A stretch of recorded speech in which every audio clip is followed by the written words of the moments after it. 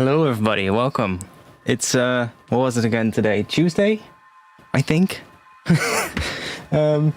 Welcome to another stream. It's we're gonna be working first on the track from yesterday. I worked a little bit more on the vocals and did a couple of more changes to them in terms of the placement. Not too much though, but I did do a little bit of work. And yeah, I'll just play the thing that we have right now. Maybe after that we'll work on some other projects as well, or do some sound design, but let's just listen to this first, and then we'll get started.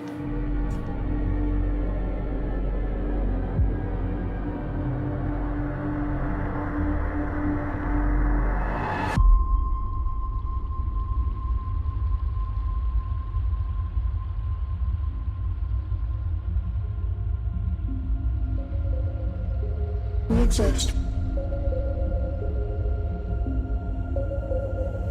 Within a particle horizon, an event horizon is something different. It is a sphere beyond which no information can escape.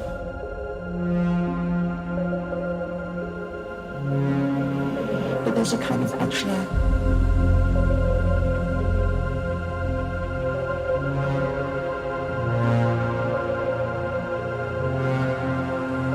The shadow of the black hole.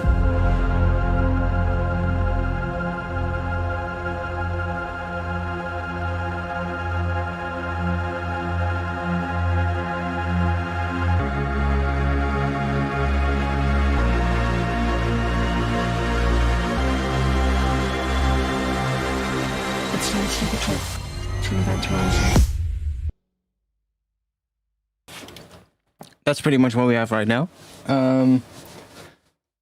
Intro's getting there. I have been listening to the intro without the chord layer. So this chord layer, I feel like, especially here towards the end, it sounds, I don't know, it needs to sound a bit warmer in the first section, first of all. Right now it's more... It's too much of a supersolve for my liking, so I was listening to it without the chords, and actually it sounds quite nice. So I'm thinking of using maybe some kind of a pad layer. Could make one in Omnisphere, like maybe one that is based off of like a nice, like some nice warm soul type oscillator. I don't know, maybe like something like a Moog oscillator or a Uno oscillator, something like that. And then just use a couple of notes instead of having the full chords, but just a couple of notes here and there, just playing sort of like the harmonies of that chord. And then probably when these hit, there's gonna be more notes coming in as well, so that we sort of like get a bigger sound on those.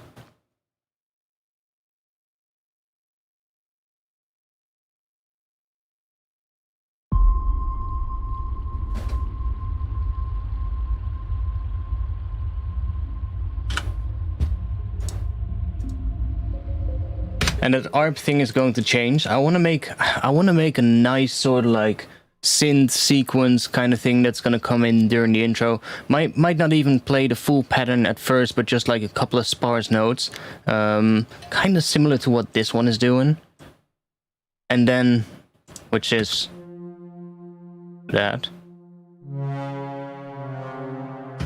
And then later maybe do an actual pattern. We could design a really fun one in Omnisphere, probably. I've been using Omnisphere for these kind of things, and it's actually, when you get into the whole synthesis engine, it's actually quite powerful, and it's actually really nice to use. Yeah, I'm still not sure what to do for the bass. We're gonna have to figure that out. Oh, you don't see me? My bad. There we go. There we go, my bad. We didn't really miss much so far, so...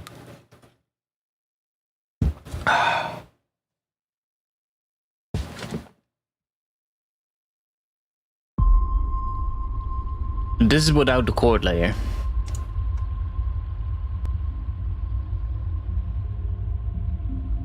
I'm gonna take the ARP out now as well, for now. So, I want to have a different movement on the vocal part here. So we need, yeah, we need some extra bits happening from the vocal. So what I'm gonna do,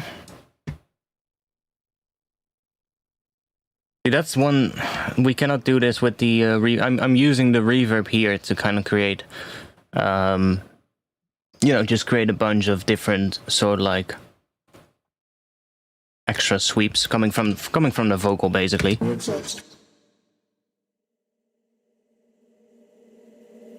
Begin a particle horizon. So that kind of helps. I want to do some delay on it as well in some of these gaps, so that's sort of like the, and we're gonna have to do that on a send track probably, so that we can really just add delay to certain words of this. But I might have to, man, this is gonna be so, this vocal, there's so much options of things that we can do. We have all of the stuff in here where we can automate the formants and shit to kind of make the vocal change a bit, which we're definitely gonna have to do to make it fit well. Now, I really wished we had a bit of a longer start at this one right here.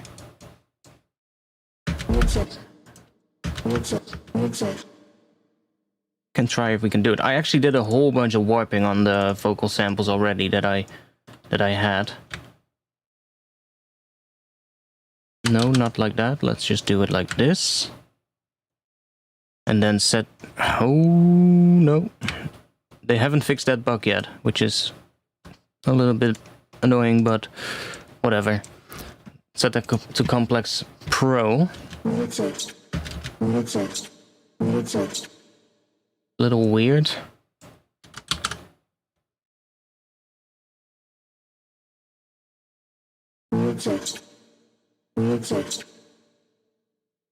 Bit too long, maybe. A little bit longer, that's nice. And I'm gonna have to automate the vocal layers here as well. I haven't done that yet.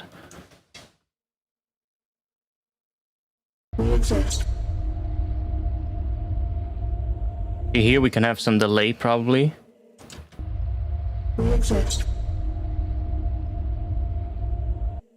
But for now, I'm going to solo this layer.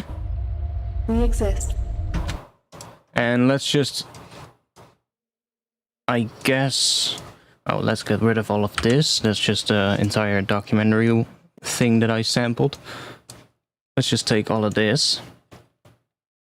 And or let's just freeze this track actually, so that we can just take the audio. Oh no, wait. The processing is on this group. I'm going to take this section. And let's just bounce this to audio.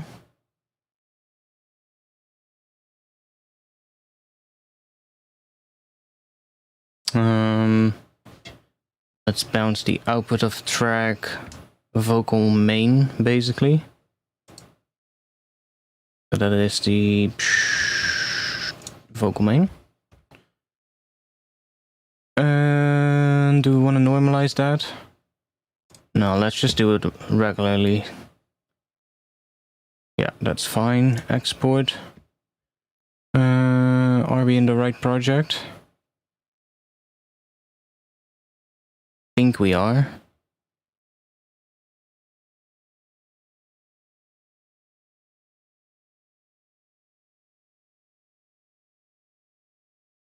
Yeah.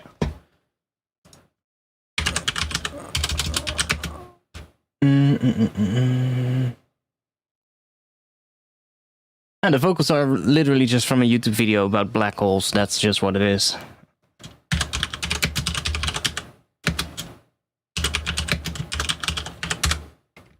Let's just bounce that to audio. So we can use that to create some extra effects and stuff that we can use as sweeps to make the vocal come in a little bit more natural. Especially in that first part, it just comes in really abruptly.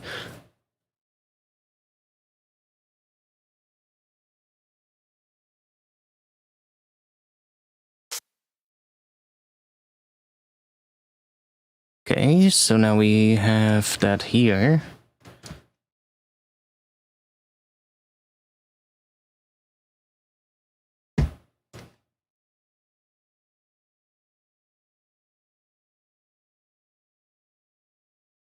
So that's that.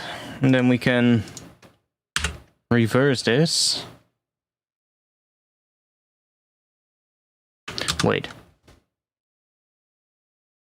Oh, we already have this reverb tail here as well. Well, that's no problem actually. That's fine. I'm just gonna cut these like this. And that is one. And this is one. We have another one here. We have one more? Yeah.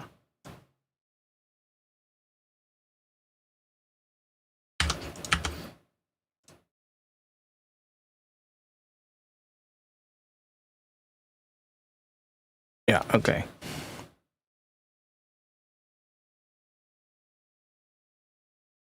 So I need especially one from this one. So let's just do that. Let's reverse this one. Take the other ones, just mute them. Just gonna put a long reverb on this.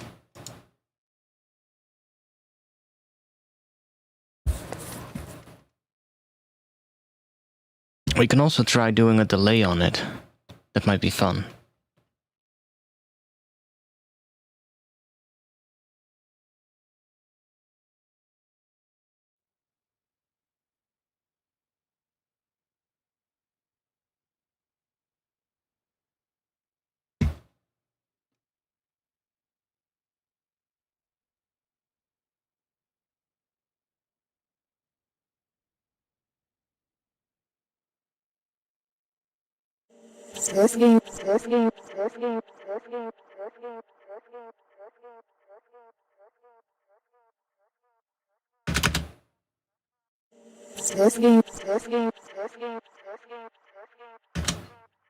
Hey Art, quick question. I'm working on a track and using a backbeat from the original Jungle Breaks. How do you process your backbeat? I would just call it a breakbeat, to be honest, but that's fine too. To not sound tinny, but also fill out the beat. Well, I mean, yeah, I guess EQ and a combination of like compression or saturation or something like that is what you need.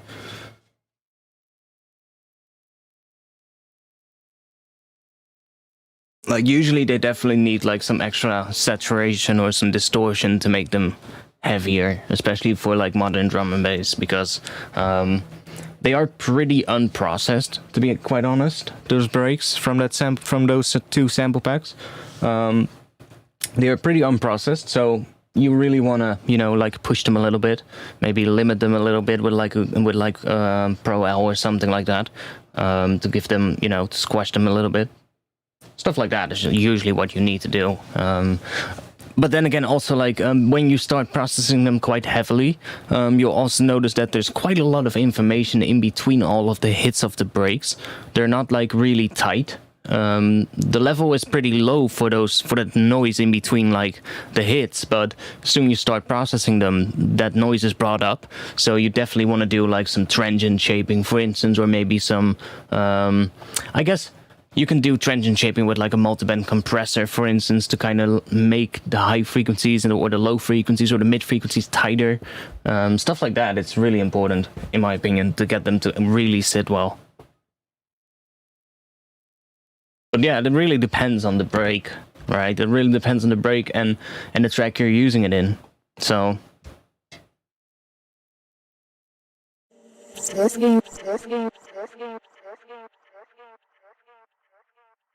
I think that could be fun, because then we're gonna have that pattern sort of like going throughout this thing as well. It's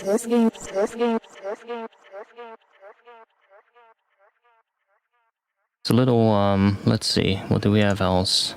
Digital mode, maybe. Yeah, that's way better. Yeah, that's way better.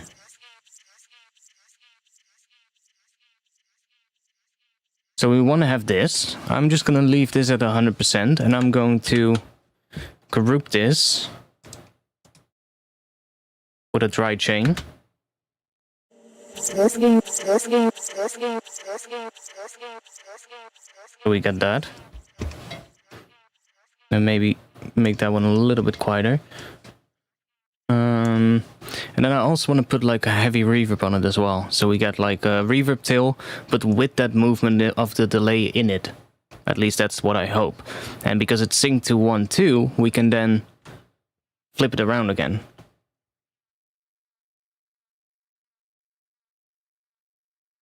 Ooh. I have an idea. How am I gonna do that?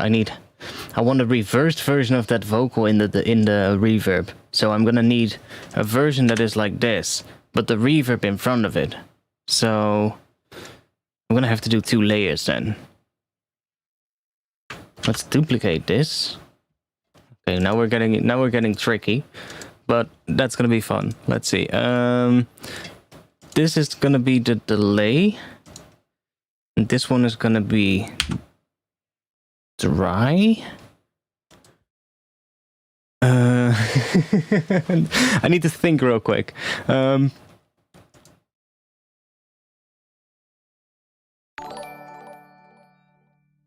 So I want to have one with reverb in front of it. So this one is dry, so if I reverse this one and put a reverb on it, then we get that reverb. Just use a vintage verb. Go for that. Bring this up. That up a little bit maybe. I guess 100% wet is enough. No, we'll just leave it like that. Make it quite long.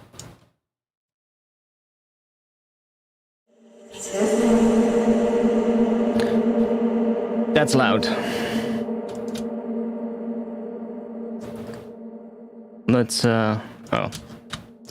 Let's back those down in volume a little bit.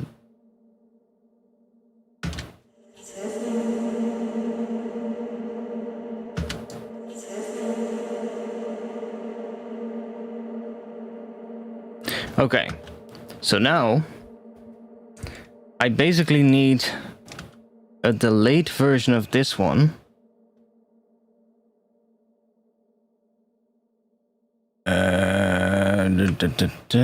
Okay.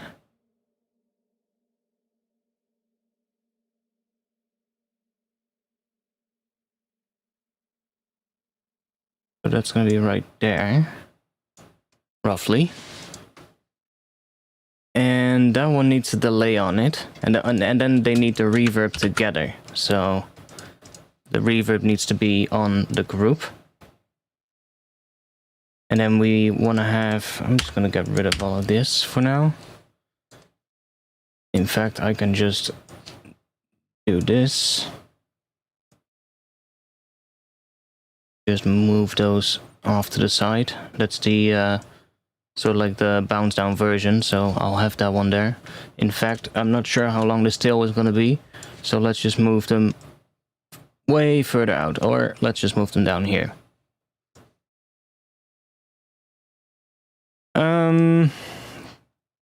Let's see. So this one needs a delay.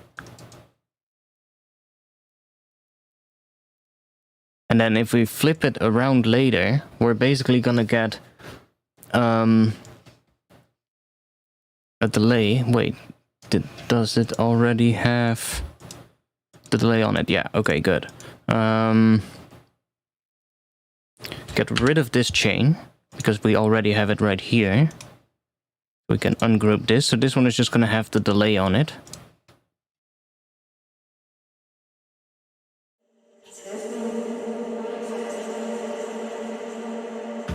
Okay, that didn't come in right.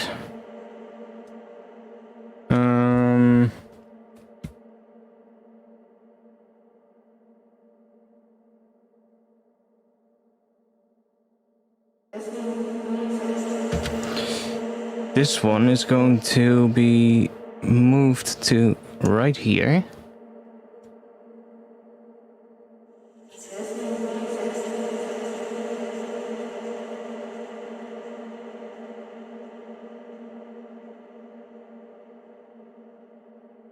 Okay. I'm going to...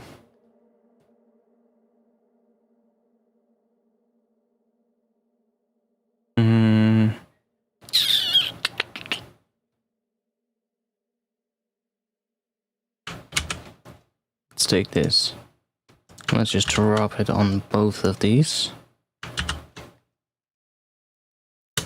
Freeze both of these. Not sure if this is gonna work, but...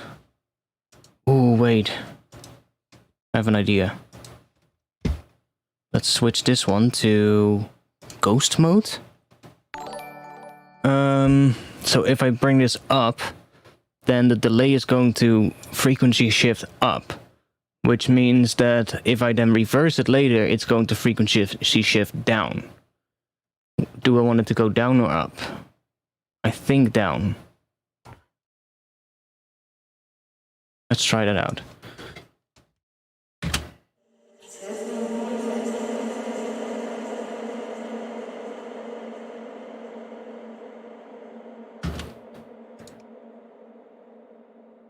Let's bring the mix down of this reverb a little bit on the delay.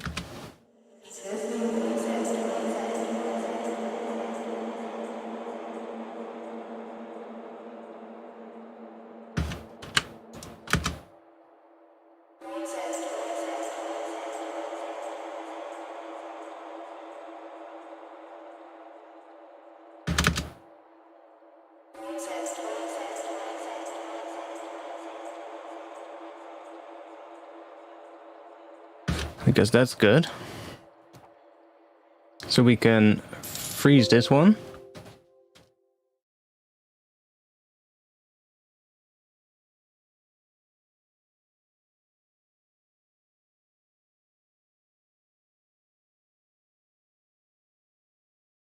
Yo, 432 Hertz guitarist. Welcome. Okay, so while that is freezing, I'm gonna do them separate so that I can have control over the position of the two, because I might not want to have them in the same sort of like alignment as what they are now.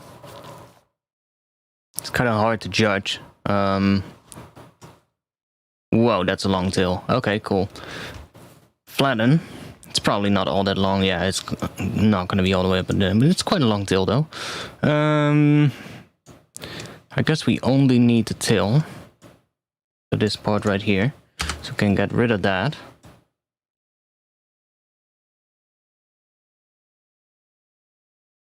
Let's cut that to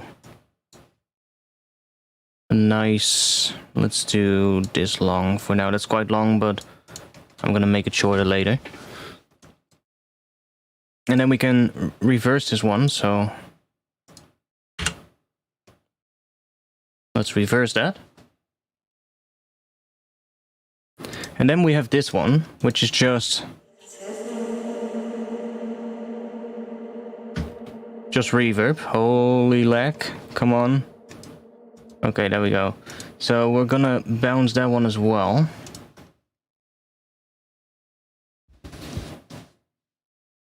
Just trying to make a nice sort of like reverb tail for this one.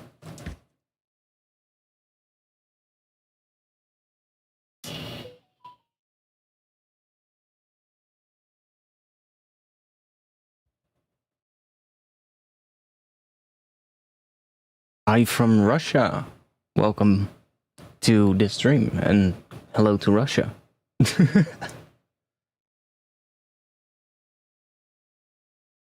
So this one is gonna have a long tail as well, but I would rather have the tail really long and that I can then just cut it shorter than have it really short or too short. Yeah, it's gonna be really long, but that's fine. Flatten. Now we have this one, and let's just take that, drop it here, make the same length as the other one.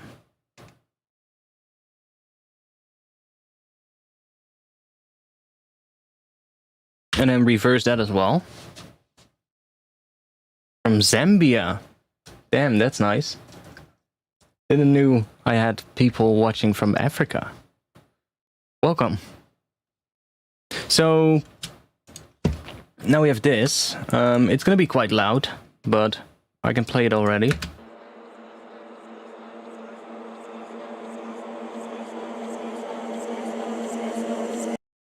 That's nice, with that sort of like delayed.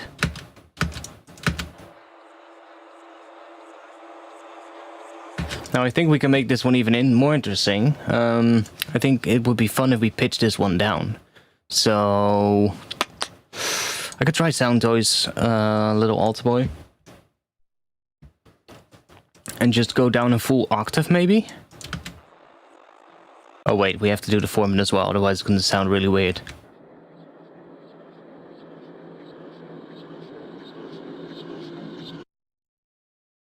Maybe.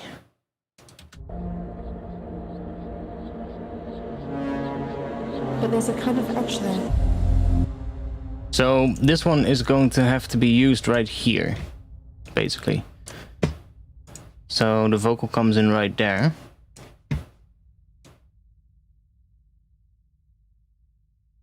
So these are basically just gonna fade into the vocal here.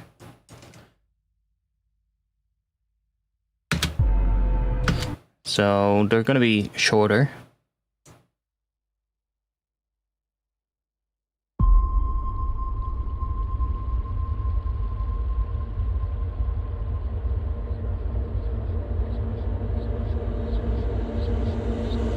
We exist.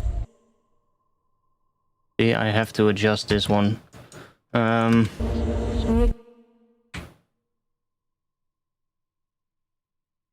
exist. We exist.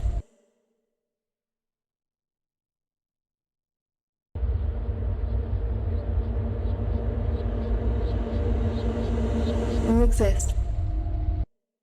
I'm not entirely sure if I like that layer, to be honest, but this one is good.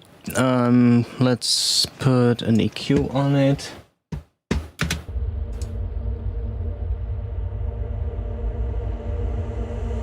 We exist. Like that's gonna work, so give it a bit of a fade.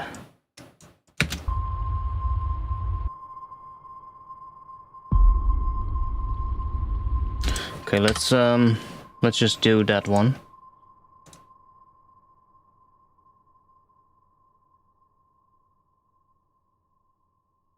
Put it right here.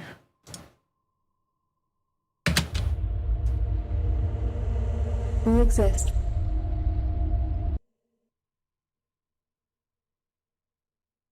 We exist. We exist. We exist. Within a particle hole. Yeah, okay, so here we have that reverb automation. I think I'm not gonna do that one. We exist. Yeah, I wanna have like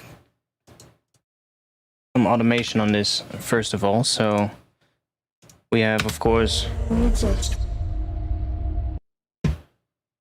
we have the individual layers. So let's map these to macro. So macro 1, macro 1, macro 2, hello, and macro 3. So this is going to be minus 12 gain. Come on. OCD, I know, but come on. This is minus 5 gain. And then this one is just, yeah, what is that? Root gain. So I'm gonna have these individual layers, and we're just gonna start with this one. We exist. Could you share the name of the metering plugin that you have at the top of the window? Sure, one moment. There we go.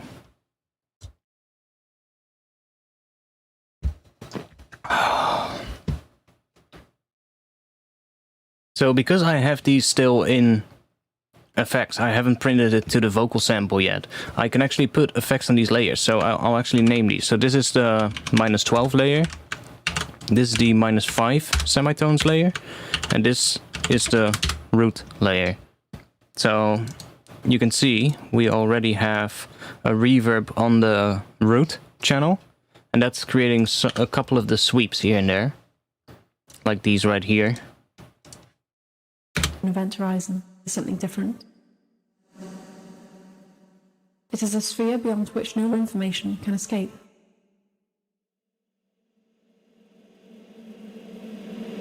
But there's a kind of edge there. Hey, that is kind of nice.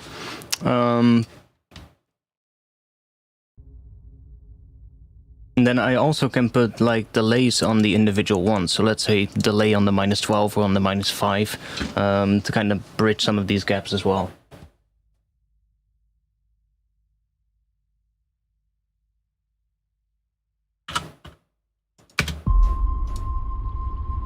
I feel like we need another thing happening like here, maybe like a reverse.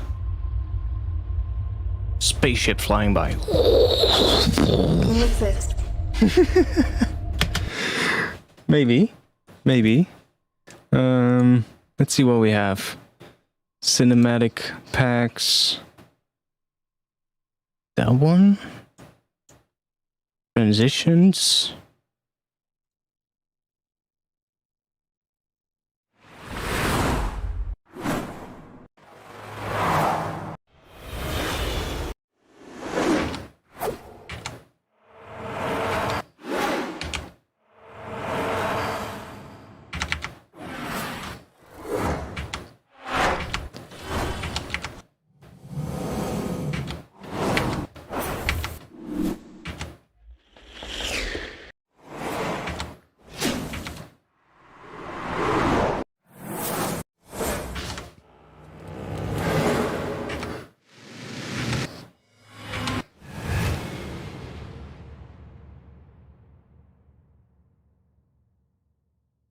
Let's see what one of those would sound like.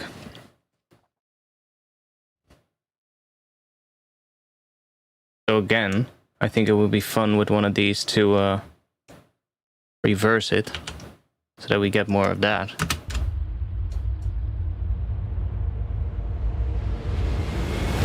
We exist. And then use some reverb again to put like a tail on it, or we could even just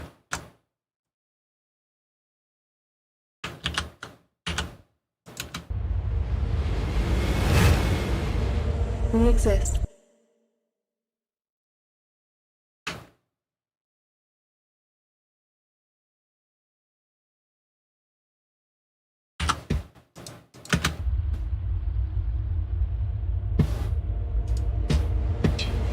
We exist.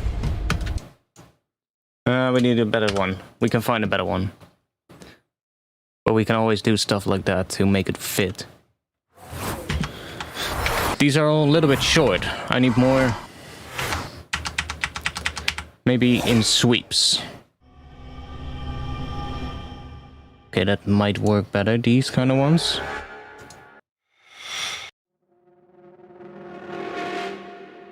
Ooh, I do like the sound of that one. Although, it's probably not what we're gonna need for this one. Ooh, maybe if we pitch it down. Let's see what we get.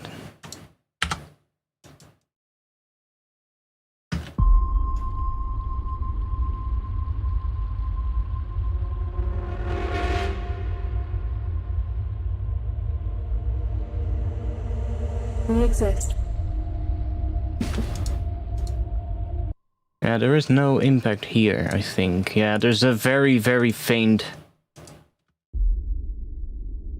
sub hit like that, but you almost don't hear it. I could maybe add like a little kick underneath this one as well. We exist. But I don't think that's gonna work. Don't think that it needs that. We exist. We already have that background thing as well, which making a lot of bass. But for good reason, I mean, it needs it. it's sort of like creating that sound. Maybe try that.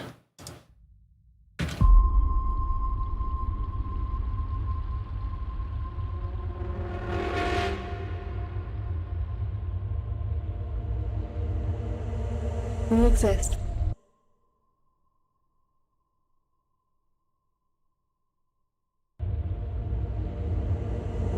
We exist.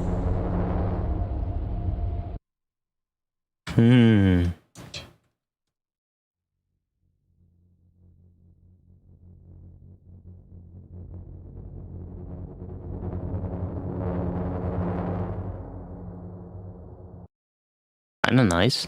It's from a Synth sample pack. It's called, pronounce that. Yeah, whatever. Not even gonna try.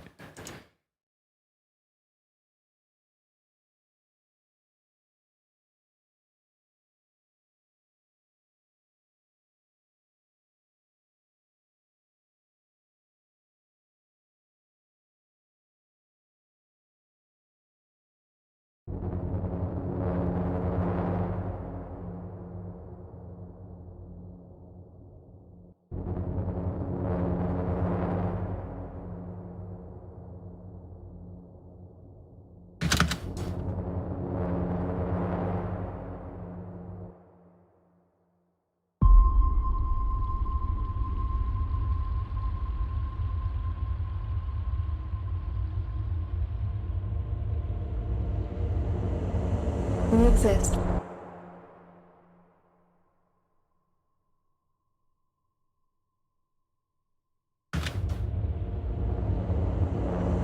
We exist.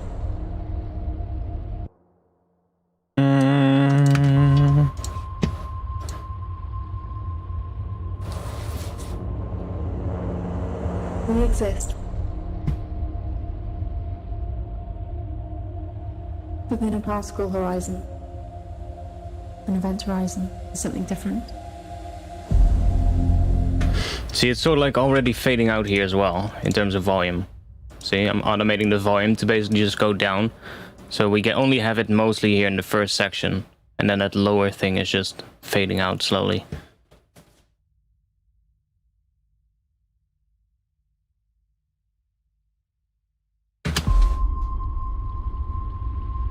Yeah, this one is not the right one. I want something else, but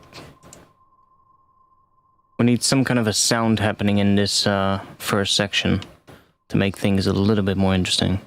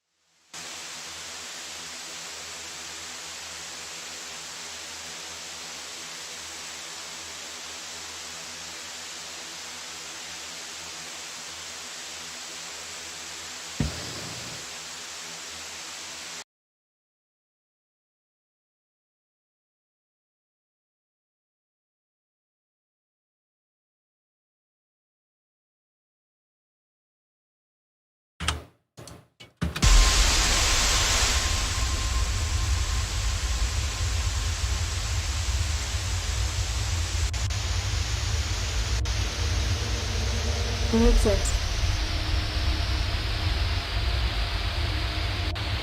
Within a particle horizon, an event horizon.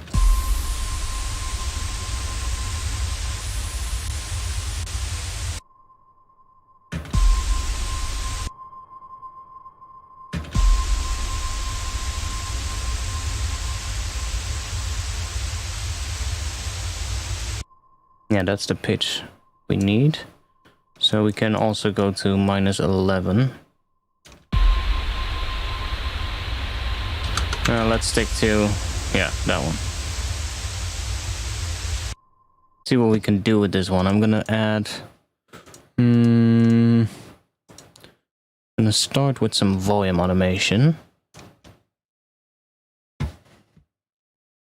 Luca Francis, happy birthday, mate. Happy birthday. Everybody, happy birthday in the chat to Luca. Let's bring this down.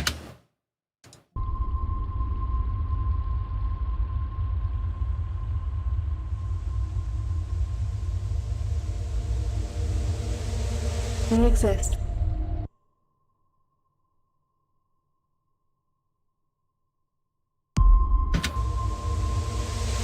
We exist.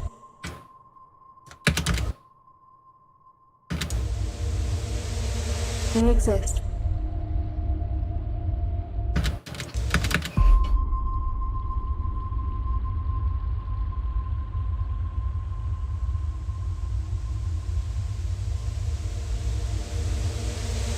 We exist.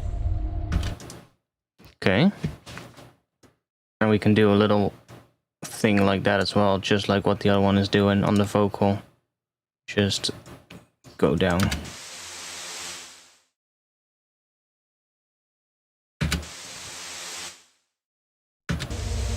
We exist. And we're gonna have a reverb on it as well to kind of make it fit a little better. That's what she said. We exist. And I want to make this one more interesting. So what I'm thinking about, what we could do is take the Spectral resonator, maybe. Just put it in front of the reverb, or the utility. My bad. Yeah, that subdrop turned out really nice. We're gonna have to, man, the bass line for this is really gonna be hard, but we're gonna figure it out. Let's see, we can do maybe C. That would be a perfect fifth above F, which is what the tune is in, so...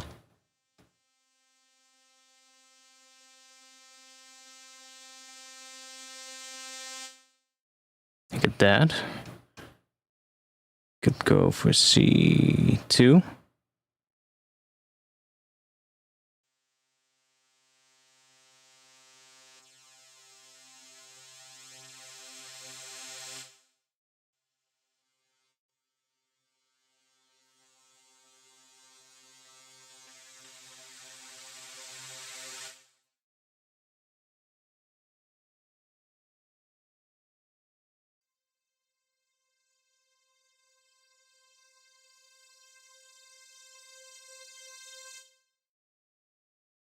Now what we can do with this one is stuff like this. Oh.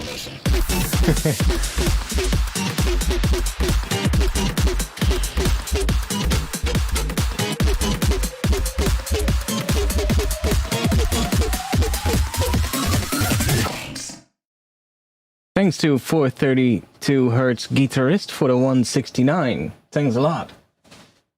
That GIF classic, yeah, it's our donation GIF. I mean, I kind of like it.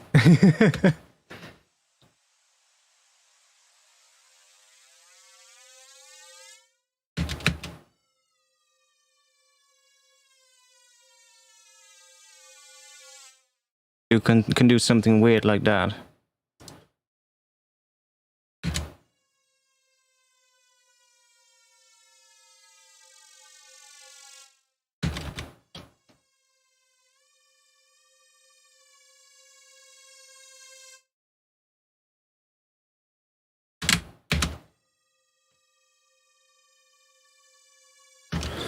Now,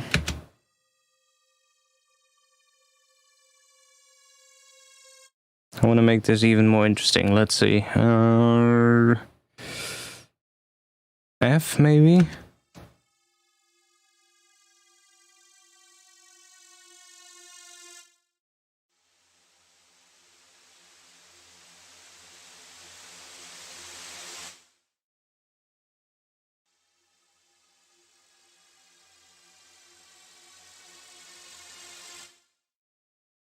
Let's try it out. Put some reverb on it, call it a day.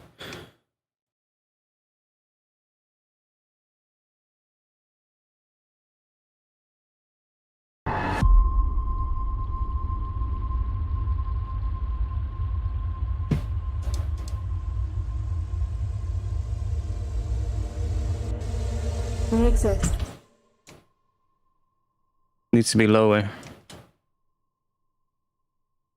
That might be too low. F2 maybe.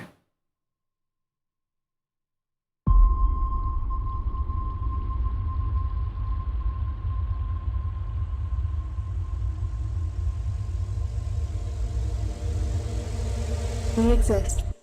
That's too low. Maybe C3. I'll play the entire thing in just a bit. Just wanna see if we can get this right.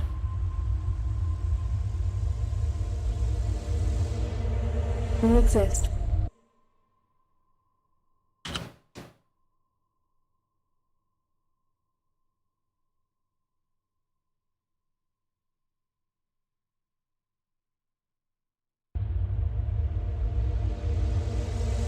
We exist. Not sure. Don't really like that one, to be honest. We'll probably find something better. Okay, let's see. We have this right here. Oh yeah, I was gonna do the automation on the vocal. We only have the... We exist. Within a particle horizon. An event horizon is something different. It is a sphere beyond which no information can escape.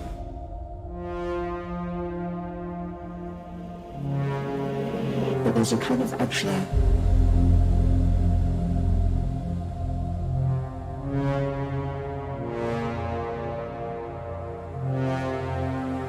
The shadow of the black hole.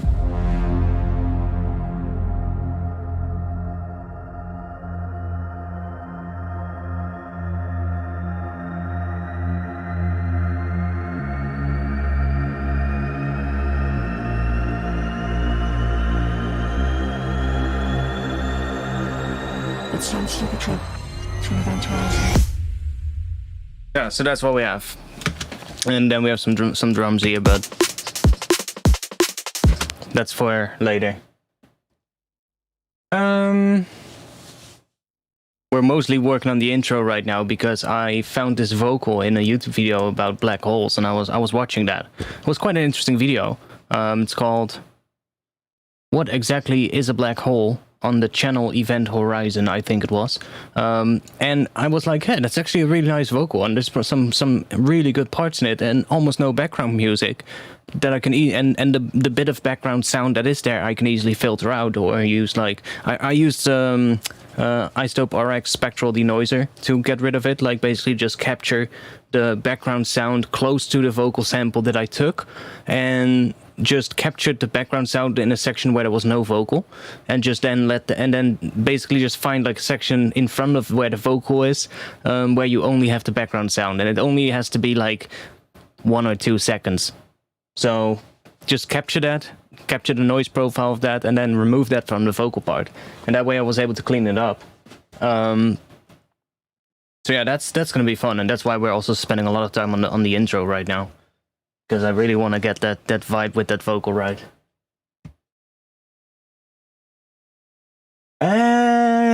Stop link. That's a possibility.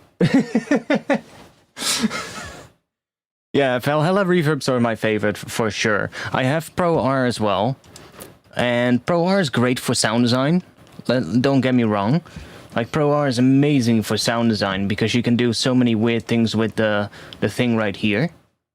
Like, we can do really interesting things with this. Let's just do that. Just make it flat.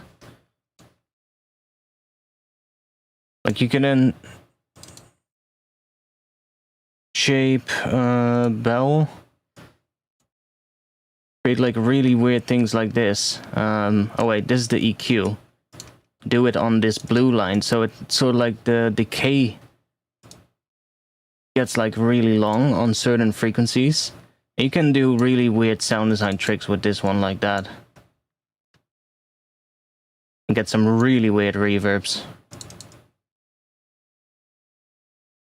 And then maybe do... oh, don't want to do that one. Do like some cuts as well in between them.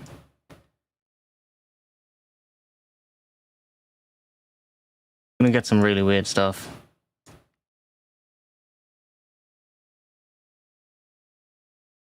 Oh, that's the maximum amount of points. Oh, okay, cool. I wish we had more, but we can do this. Use this one to EQ that part out a bit. So now we are gonna get a really weird reverb.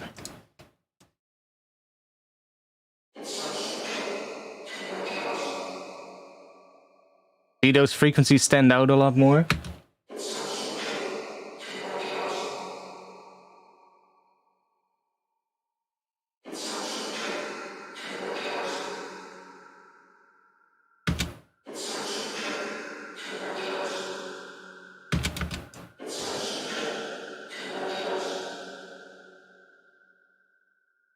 You can really get some weird reverbs with that one, but for just like general reverbs, Valhalla stuff is my favorite.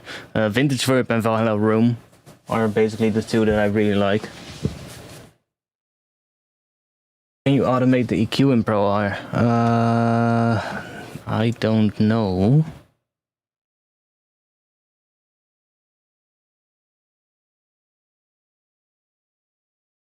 I don't think you can.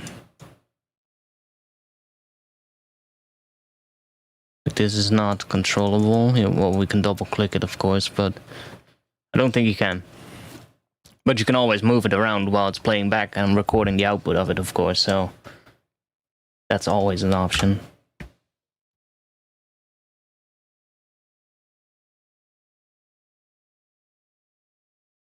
ASMR stuff actually works well, but you have to do quite a bit of processing. You have to really go in and use something like iZotope RX, or Waves has a couple of audio repair kind of tools. Also, Adobe Audition and Cool Edit Pro and stuff like that has tools for it. But you really have to clean it up, because there's so much mouth clicks and sounds and like that kind of shit, right? And it's not nice if you're gonna sample a vocal and this just sounds like that throughout your vocal sample, so you're gonna have to use something to get rid of that. And iZotope RX would be great for that. That's what I would usually use for something like that.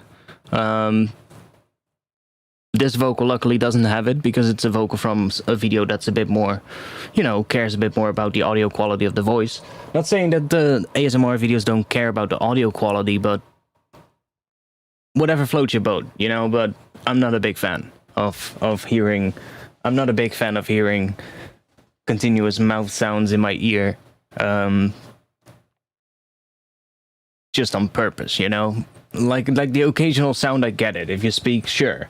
Like my mouth gets dry every now and then, but what? You get what I mean. Yo, Ramon, welcome. But yeah, you really want to do stuff like that to it. That's really gonna help a lot. And then because the vocals are really quiet most of the time as well, unless it's like a YouTube channel that already compresses their vocals really heavily. Some ASMR channels do that, but others don't.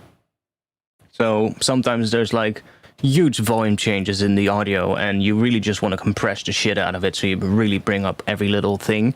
And then you want to clean it up as well, so that you don't bring up the things that are the annoying parts. So I would try clean it up first, and then process that to make it sound bigger again.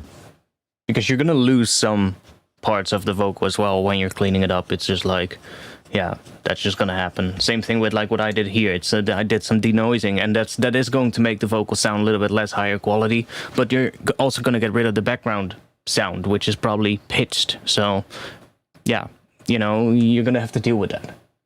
So then I just do a bunch more processing to make it more interesting. So now I'm gonna see, let's bring these two down. We exist. We exist. We exist. We exist. Let's see. I'm gonna take the -5 gain. Let's start with that pretty high up and then bring it down through this vocal. We exist. Yeah, so we start with a little bit of a rasp at the start, We exist. but end with more clean. That's nice. We exist. Maybe even... We exist. So here we're gonna have something else as well. Within a particle horizon. We're gonna bring this one up. Let's do this. And then we're also gonna bring up the other one. So let's that. Then we have the... Oh wait, this goes up to +6.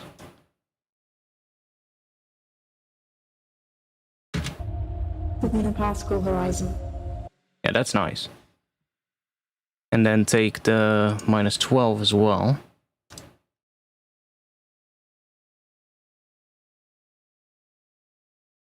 Within a particle horizon. Within a particle horizon. Within a particle horizon. An event horizon is something different.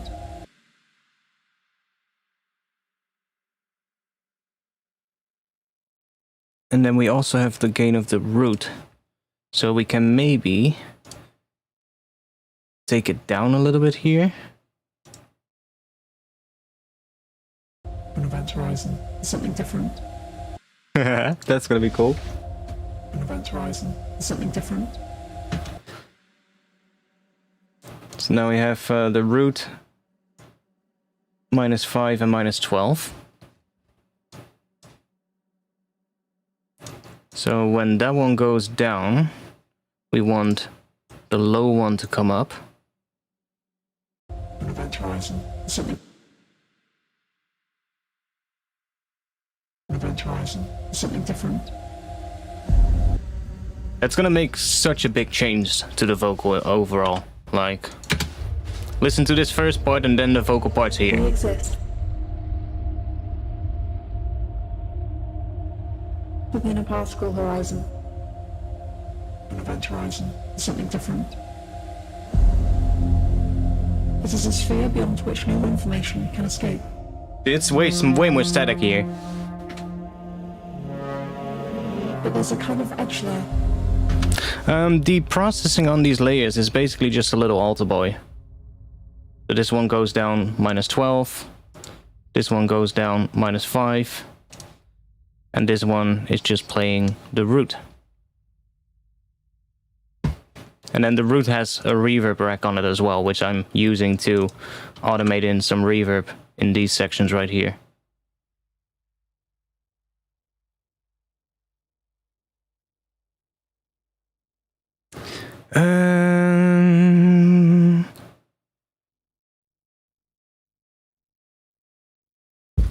One moment.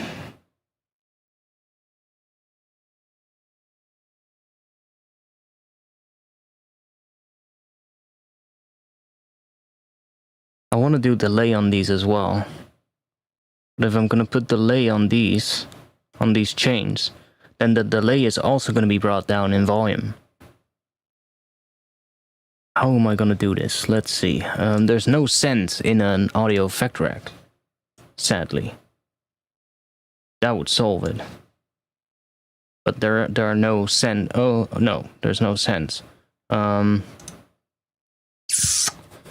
am I gonna do this? I guess I'm gonna have to split it up across multiple channels instead of doing it in an audio effect rack.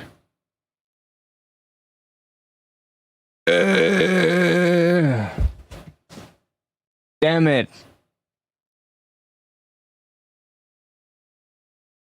That means I'm gonna have to redo all of this automation, but it's not that big of a deal. Yeah, I'm gonna have to do that. So basically have like, this is the vocal group, and then we're gonna have 3 channels. One is gonna be the root. Duplicate that. And then this is going to be -5. And this is going to be -12. Then we can send it to a send channel to do the delays, because I want the delays.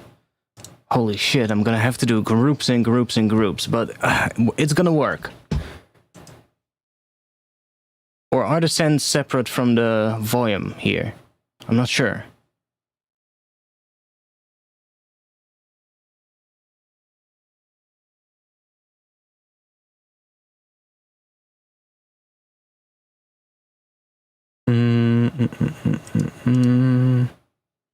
I'm not sure. I think if you turn the volume of a track down all the way and send it to a send, do you still hear it on the send? No. Okay. So that means we're going to have to group these again. Oh. Maybe in Snapheap, yeah, maybe I guess Snapheap could maybe work. But yeah, that's just gonna be, then I'm gonna have to basically do everything again in there, which is, it doesn't really matter. I'm already busy with this one right now, but welcome to the world of Logic.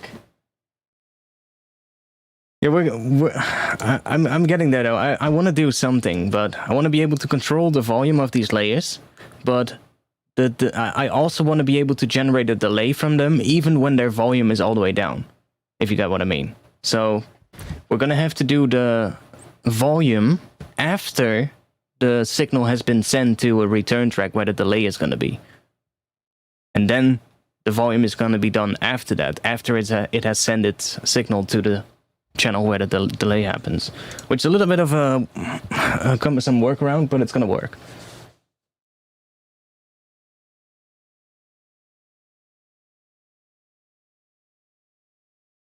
Yeah, I would assume that as well, but I just tried it, and when we do that, we don't get any sound. Or wait, maybe I need to do this. That. But there's a kind of edge there.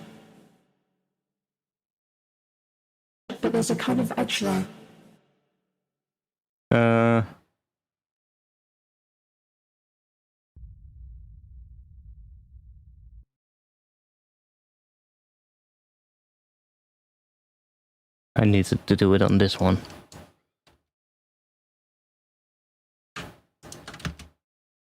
No, see? It doesn't work.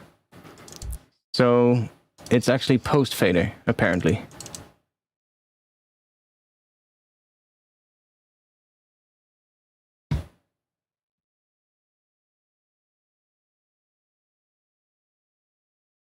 Yeah, okay, I know, that's gonna work, track off. But that's not what we need, because we wanna do it, we wanna automate the volume so that the levels of the different layers come in. Now, it's gonna work though, don't worry. We're gonna do it this way. What is this track? Oh, that's all the individual vocal parts. I'm just gonna move those here to the bottom. Let's just turn those off. Oh no, wait, that's the reverb. No, it's gonna work. It's gonna work. I don't want to have to spend ages going through the return track setup and seeing if that works that way, but I'm gonna make it work here.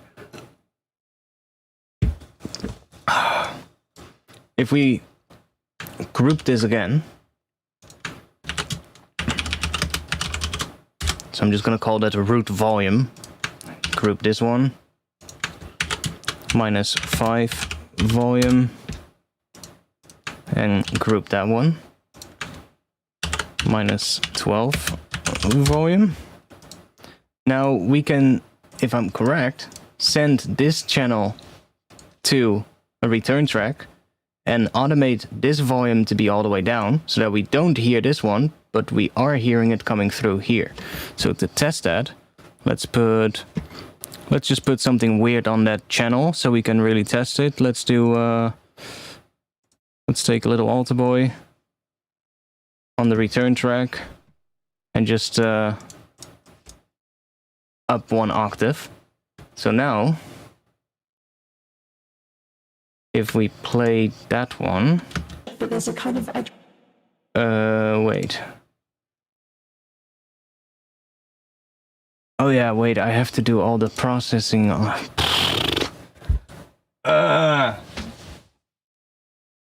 I might, I might do it different. One moment.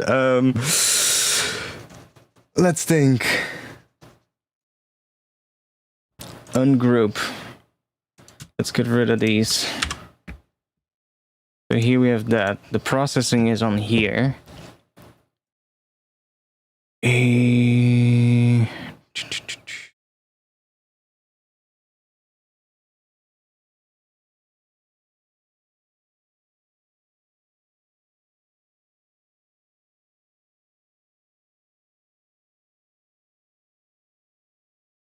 Yeah, I know. We have the I/O here. That's turned on.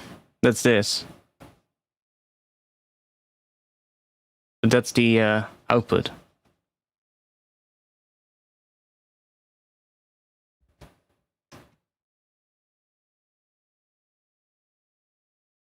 Maybe try sense only. Yeah, that could maybe work, but let's see. I have this right here. So we can actually just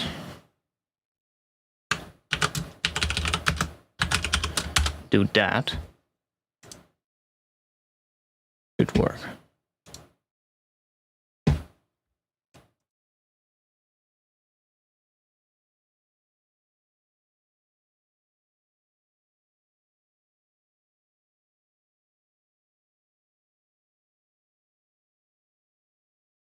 That one. And duplicate this.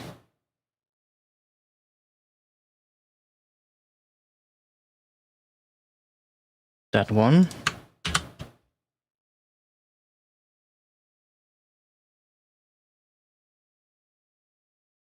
And that one.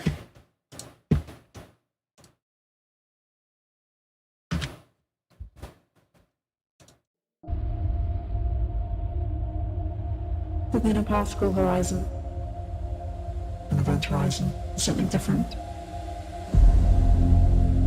It is a sphere beyond which no information can escape.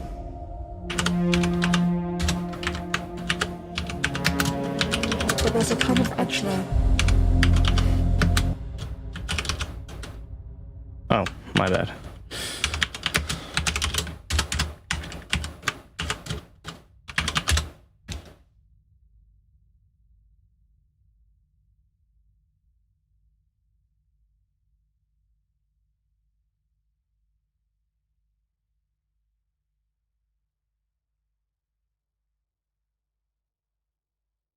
Okay,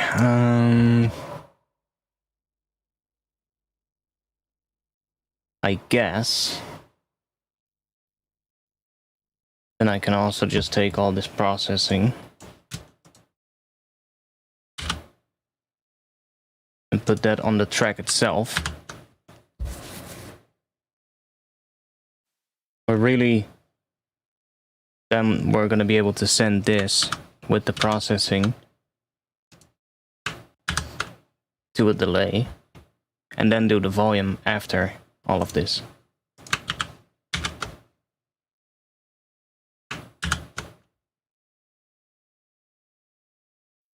Okay. Yeah, let's just delete this automation. And we can... So here we have the root. Let's just get rid of all of this. And ungroup. There we have everything from the root. Then we have here -5, so then we can just take those two, get rid of them, ungroup this.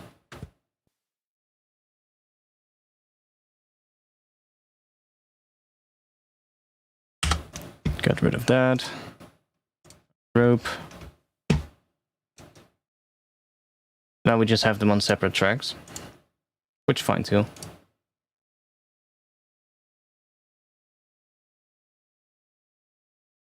So we had...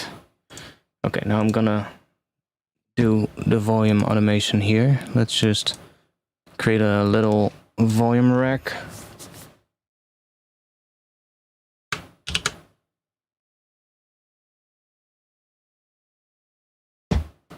Going up to maybe, yeah, just 0, basically, so that we cannot go above 0, like that.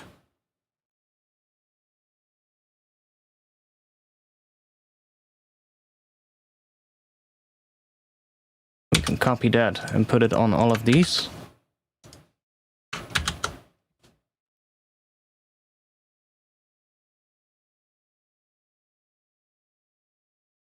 Oh, okay, yeah, that's what you mean. Yeah, I know, okay, I know what you mean, but...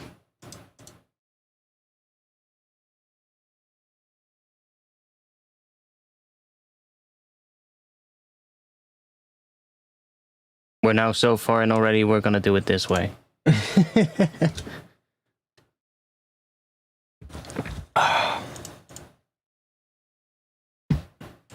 Okay, we have the root that's gonna be all the way up. And this one is gonna be all the way up as well. And this one is gonna be all the way down.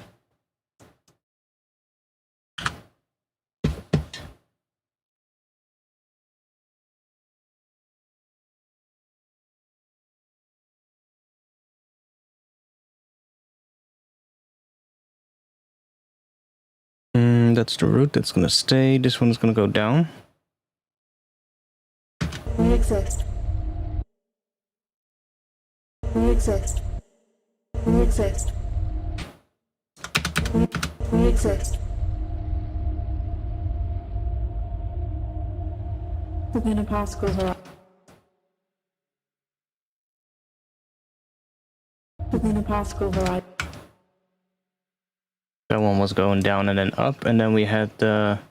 Oh no. This one was like that. This one was going down and up. Within a Pascal horizon. Within a Pascal horizon. Within a Pascal horizon. And then in that gap where that one goes down, we have the -12 one come up. Within a Pascal horizon. Within a Pascal horizon. Within a Pascal horizon. Within a Pascal horizon. An event. Wait. Oh, my bad. I'm doing it on the wrong one here. Damn it. Delete automation. We have this one. And this is one. Yeah, okay. This one. Within a Pascal horizon.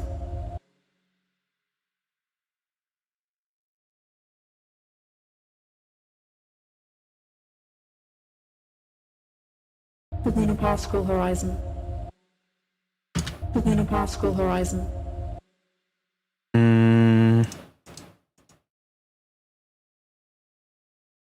Within a Pascal horizon. Within a Pascal horizon. Within a Pascal horizon. Within a Pascal horizon.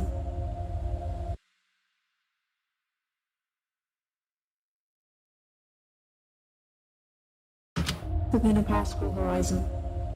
Within a Pascal horizon. An event horizon. An event horizon. Something different. Here we had the root going down. So we got an event horizon. Something different. An event horizon. Something different. It is a sphere beyond which no information can escape. okay, what if we take Pascal horizon. Pascal horizon. An event horizon. Something different. Pascal horizon. Pascal horizon. Pascal horizon. Pascal horizon. Within a Pascal horizon. An event horizon is something. An event horizon is something different.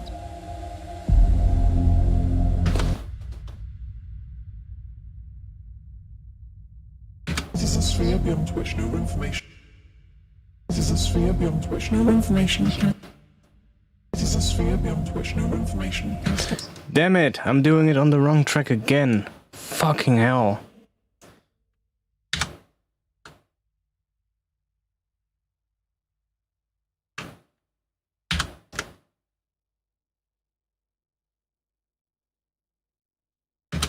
Within a Pascal horizon. An event horizon is something different. Okay, what? I'll do this again. This one. Within a Pascal horizon. Going down at the end. Within a Pascal horizon. An event horizon is something different. An event horizon is something different. An event horizon is something different. It is a sphere beyond which. It is a sphere beyond which. It is a sphere beyond which no inf. It is a sphere beyond which no information can escape.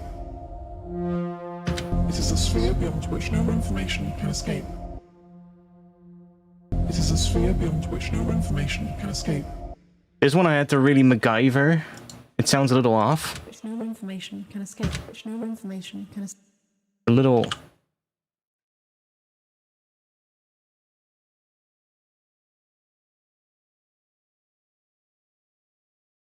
No information can escape. It's a little weird, but whatever. No information can escape.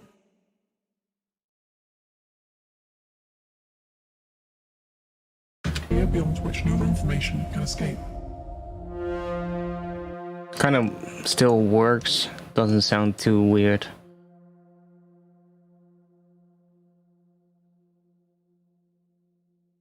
Maybe take this one out a bit.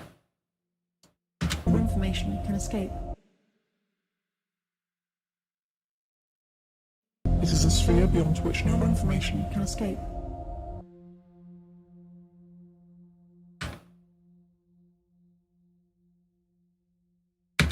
can escape. Information can escape.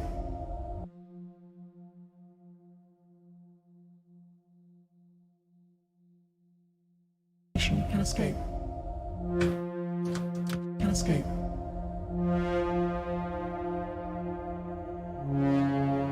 But there's a kind of edge there.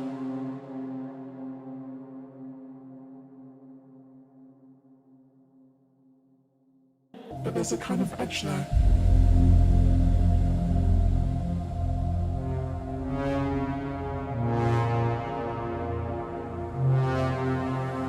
The shadow of the black hole.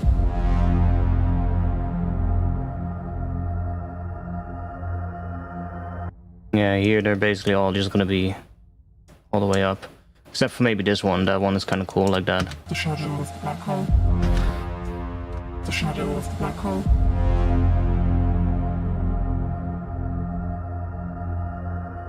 Okay. Now, let's see if we can make the delay thing work.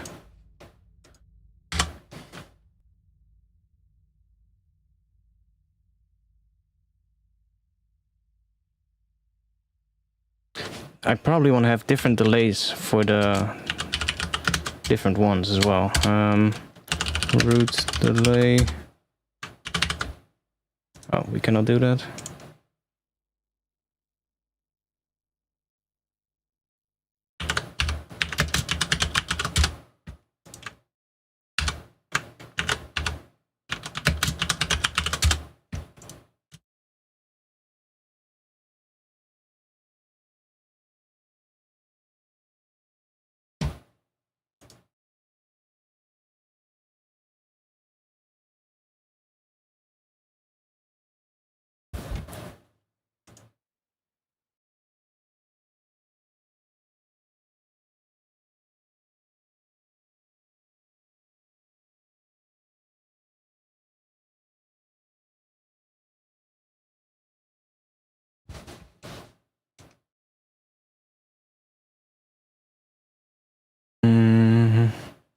So the volume is happening here. So we can just send, if we just send one of these, if we just send these to there, are we gonna get the delay even when the volume is down? That's the question. So here the volume is down.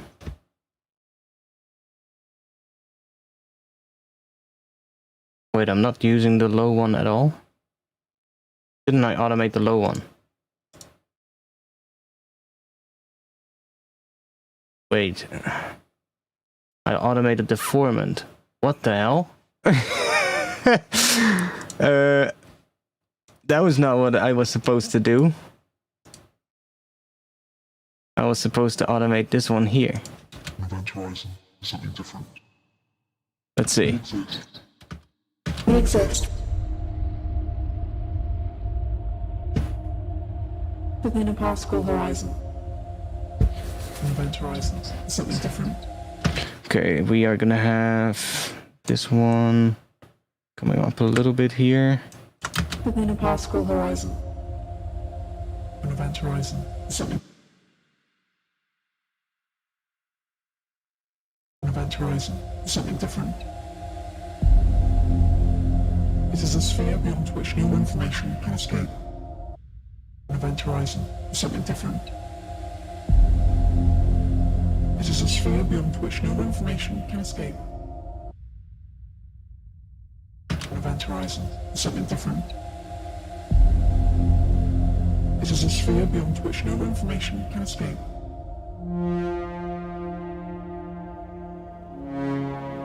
But there's a kind of edge there. But there's a kind of edge there.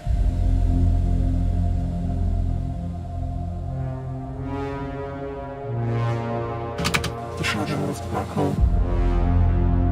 Yeah, I think these are just gonna stay like that.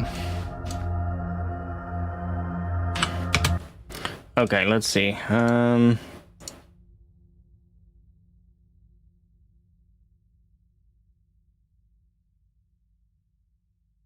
I did the wrong one here as well.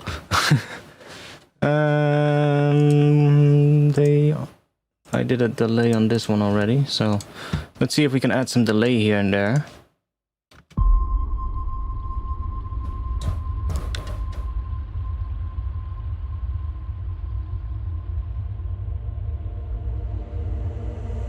We exist.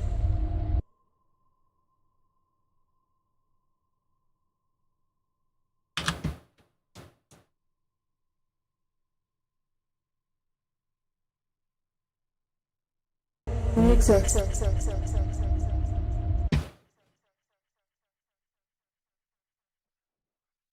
We exist. Within a Pascal horizon.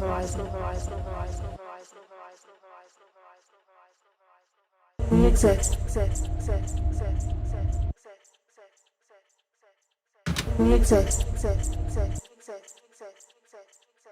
We exist.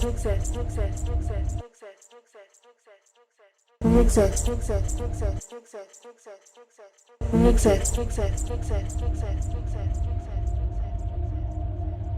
Within a Pascal horizon.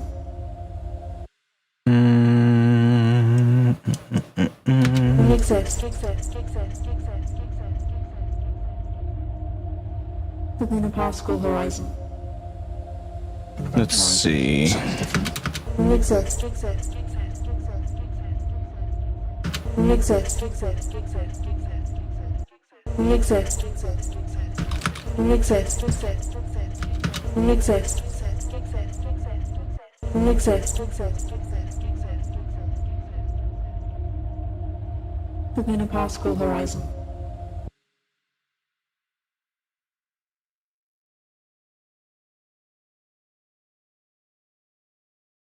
We exist. Exist. Exist. Exist. Within a Pascal horizon. Okay, that one was weird. We exist. Exist. Exist. Exist. Exist. Within a Pascal horizon. We exist. Exist. Exist. Exist. Exist. We exist. Exist. Exist. Exist. Within a particle horizon.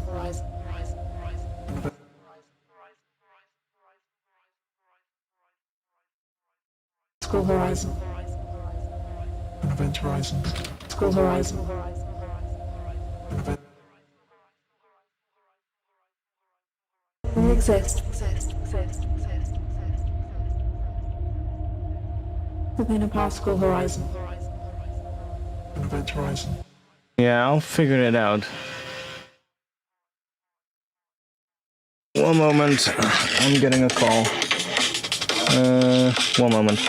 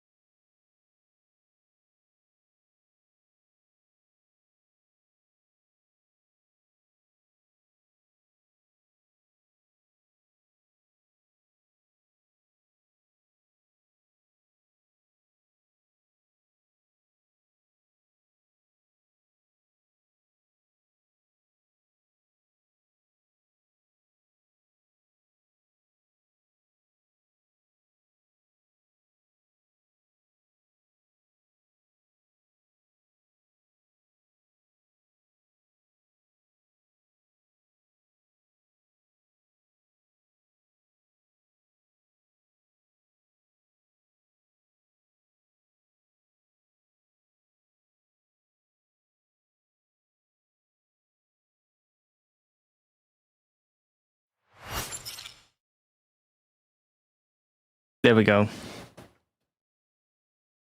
Anyone got an idea on that ringtone? Man, I don't even know which one it is, to be honest. I don't even know.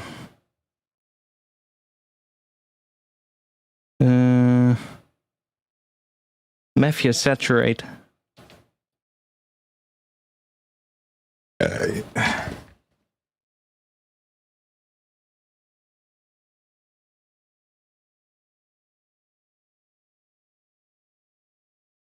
Yeah, now I'm feeling more and more like doing the delay right now. I'm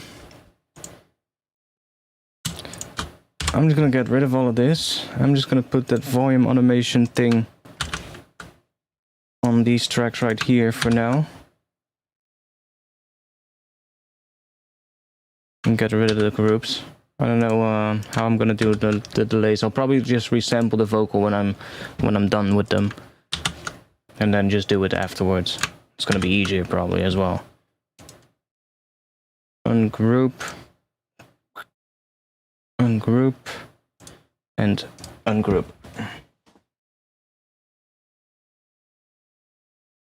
I'm gonna grab something to drink downstairs real quick, so I'll let you guys listen to this.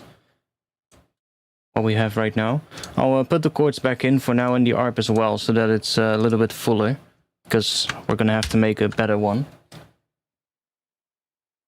No, it's Mafia Saturate. That's the track that I use for my ringtone. I'm gonna be grabbing a drink downstairs. I'll be back in just a bit.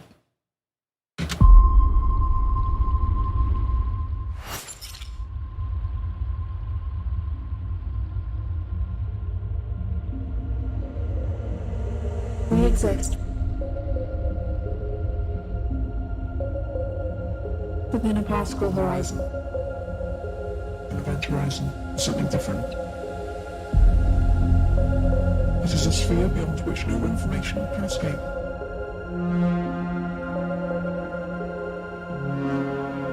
But there's a kind of edge there.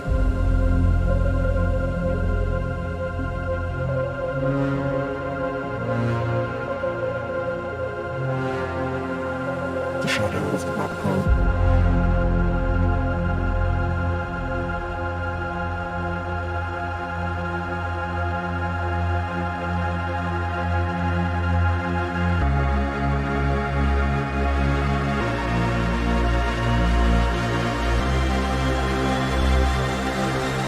Sounds like a trick to invent horizon.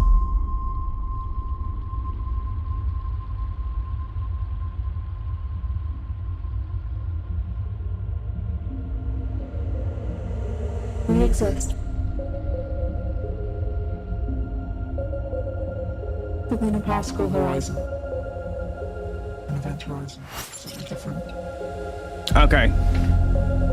I'm back. Sphere beyond which no information can escape. How did it sound so far? But there's a kind of edge there. I'm thinking. I think the chord change is nice here. Right here.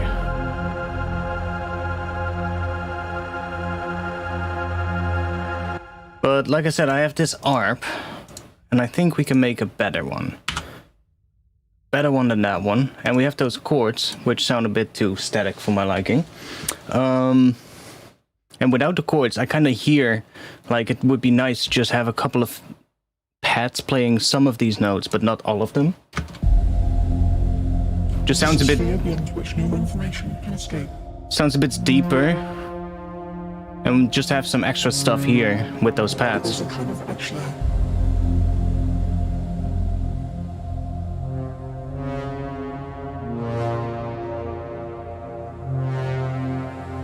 The shadow of the black hole.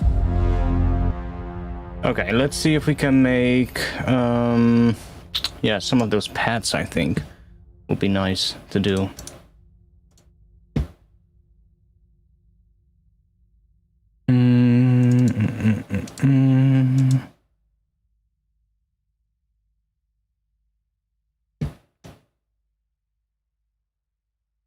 What's that horn sound? Which one?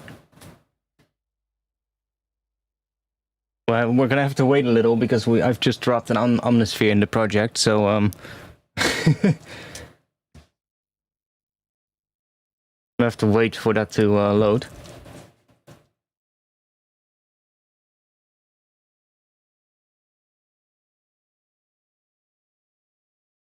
Maybe a few light background drums to help the DJs. Yeah, honestly, I kinda know, but I don't think I want it.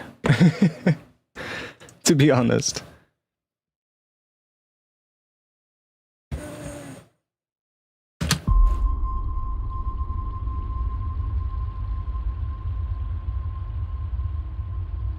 Which horn sound do you mean? You mean this one?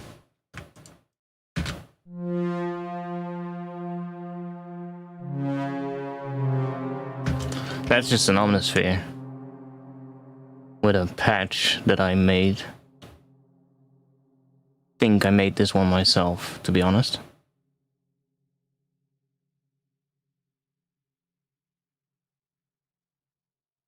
Come on, Omnisphere, you can do it.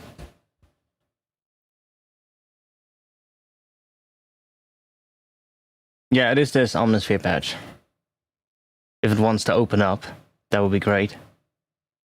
I've actually been going through Omnisphere and just seeing like what stuff there is in there to make patches with, and there's so much weird. Oh no, this one I didn't make myself. There's just this patch right here. Memory Moog Swelly. But it just adds so much. But there's a kind of edge there.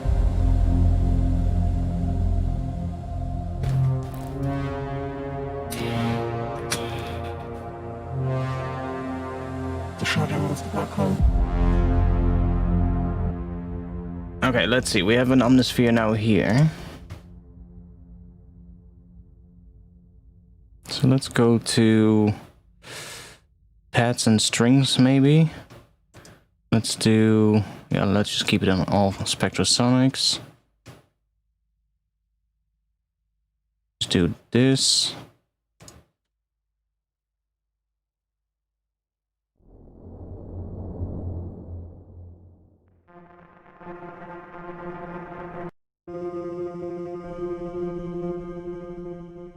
I mean, I can also make my own pad. But that's gonna take a longer amount of time probably than finding one that I like.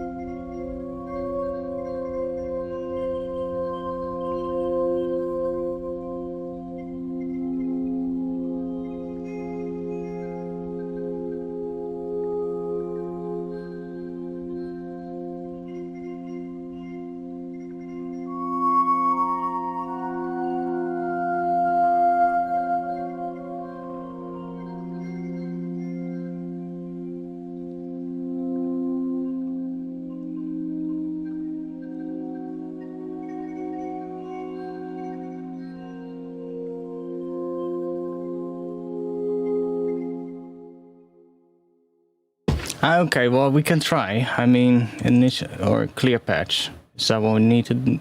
I don't know. Whatever I did something, and it's taking a bit of time off, of course. Omnisphere is slow for me, man. It's just... That's the only thing I wish was a little bit quicker. It's just that it's slow. But anyways. I really like these right here. If we go into the sound source browser, which is, of course, going to take a little bit of time for it to open. There we go. We have the synthesizers category, for instance. You've got some pretty interesting things right here. For instance, this one is marked 5 stars.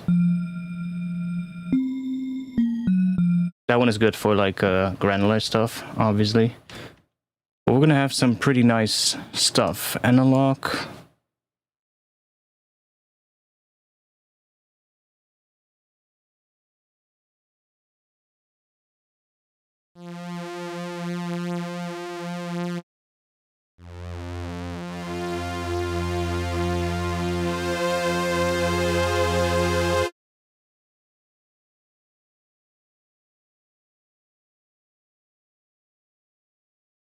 Let's try one of these UVI filters.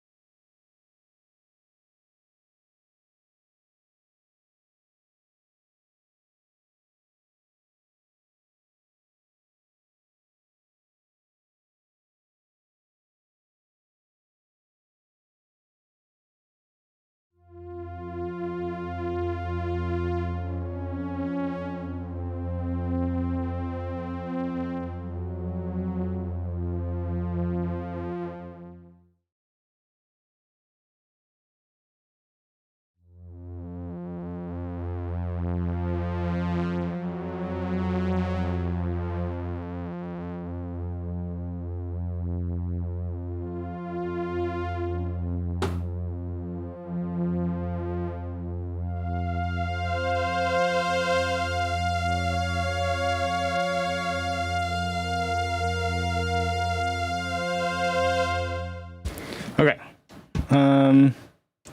Let's see which one we're gonna use. There's a lot of nice ones in here. I think there's also virus ones. Thick and lush. You know what? For now, I'll just grab the. Oh no, not the. I cannot grab the chords because those have like MPE automations and stuff, and that's not gonna work well with Omnisphere. Let's just.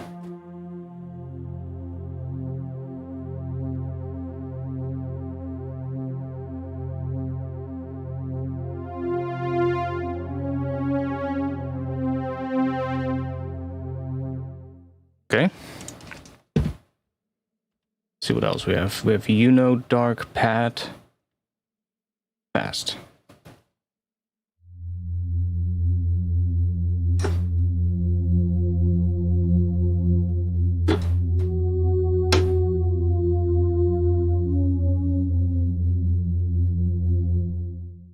That does sound kind of cool. Let's do a little bit of stuff to it. Let's try the wave shaper.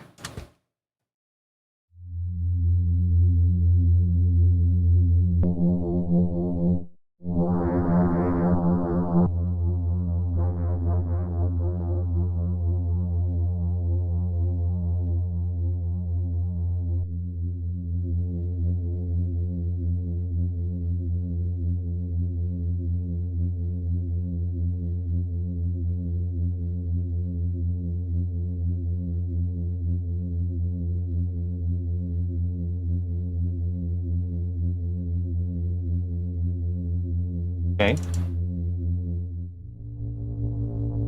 Okay, it is working.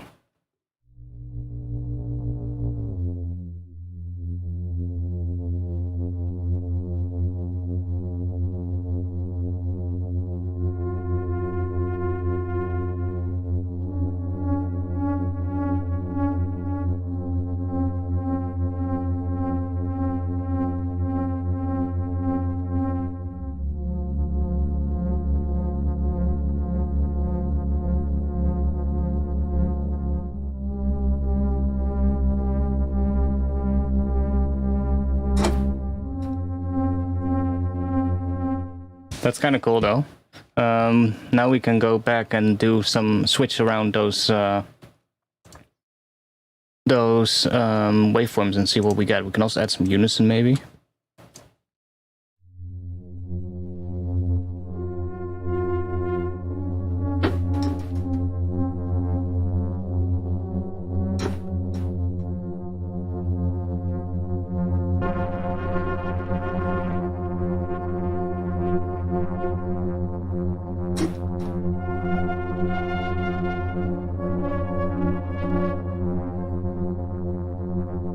Yeah, I've used pulse stretch. I've used that. Let's do reverb on here.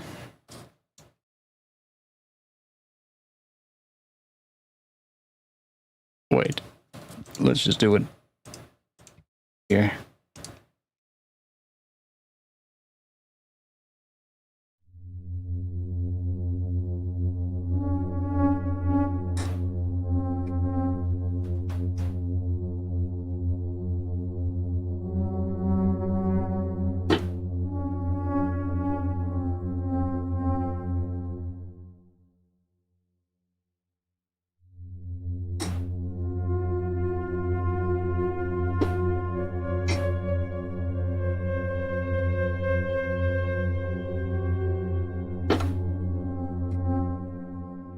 Let's see what we can get here.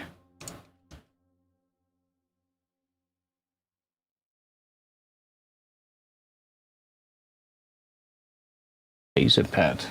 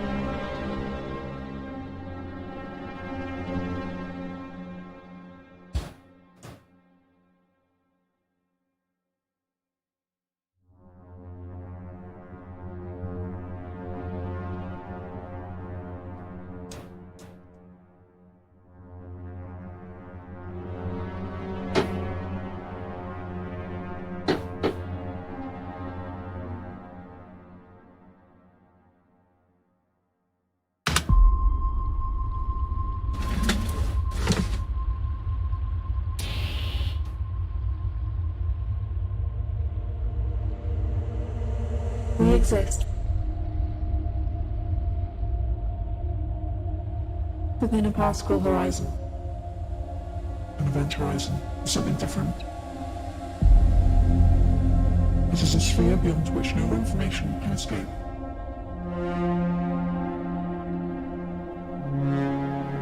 It is a kind of edge layer.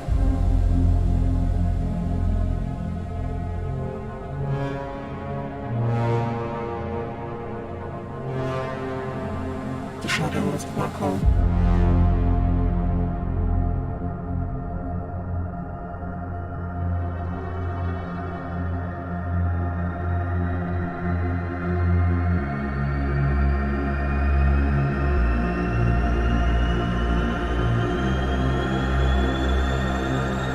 It's time to take a trip to an event horizon.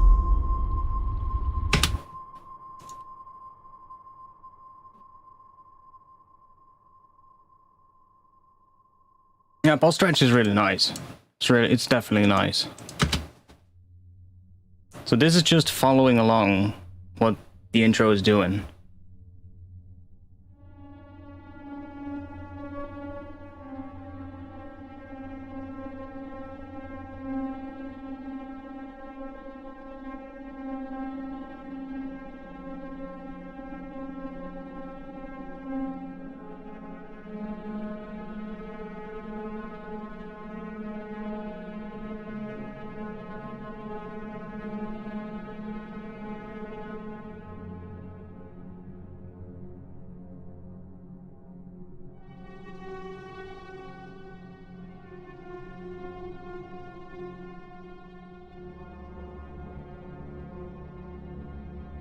Okay, here we're gonna do a little adjustment because I made a little mistake here.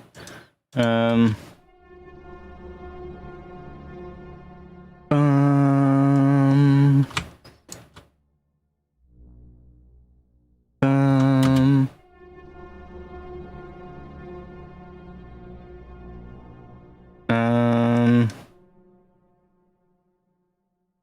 um,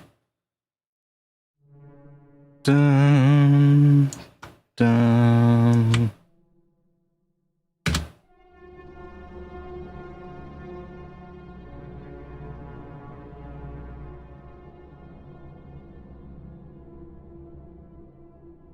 Oh, I like that high note.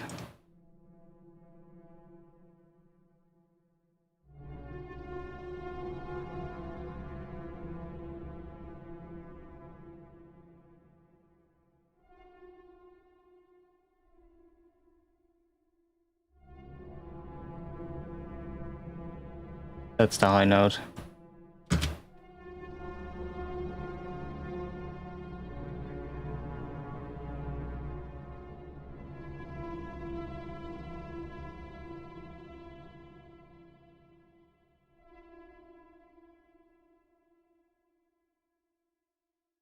Mm.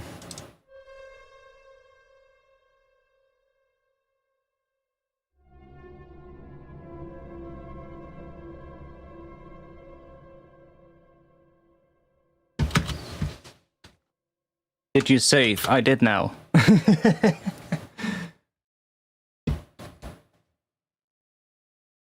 do really like the sound of this, to be quite honest. So I can maybe bring this down, so we're not gonna have anything on the key, different keys, and we're just really gonna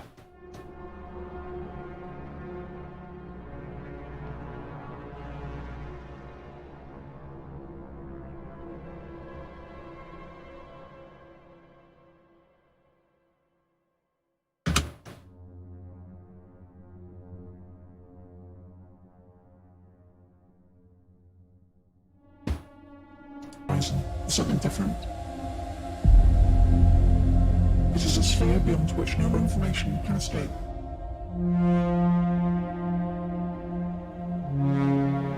But there's a kind of edge there.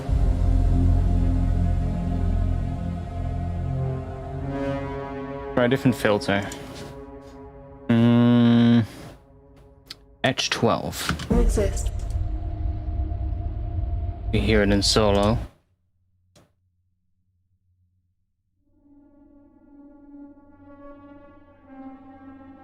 A little bit of the key tracking then.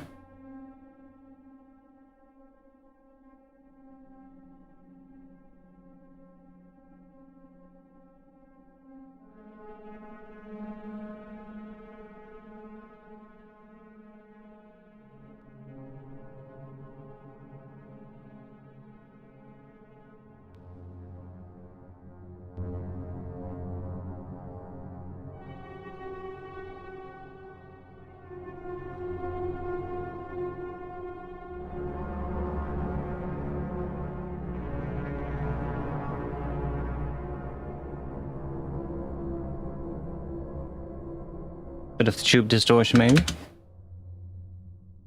Trying to make it a little bit more interesting there.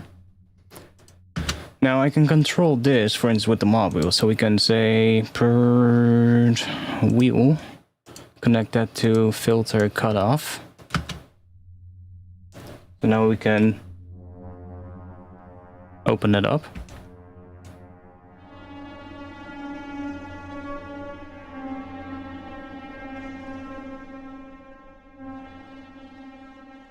Now that's a bit much. We don't need it to close down all the way.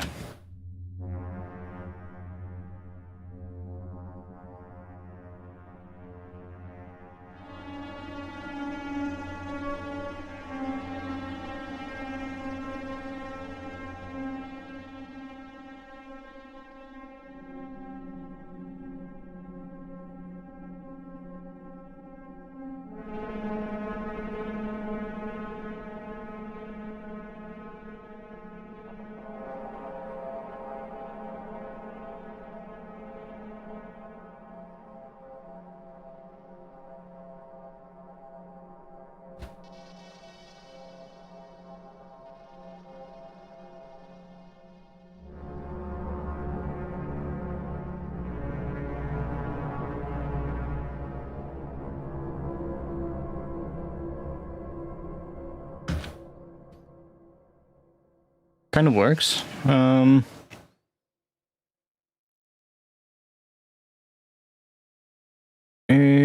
Copy part. Wait. This is a part.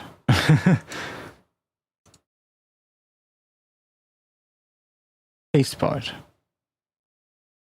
If I'm correct, that should paste everything in here as well. There we go, Omnisphere. That's the only weird, stupid thing about Omnisphere. Every now and then it just has to fucking load.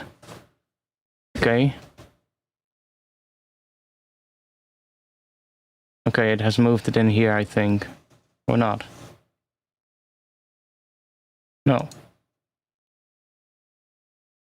Weird.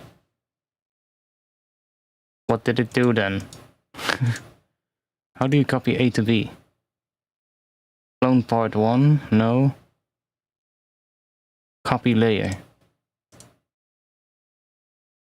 Paste layer. I want to see if we can find another one to layer it up with. Yeah, that's how it works. So now we can just mute that one for now. And go in here.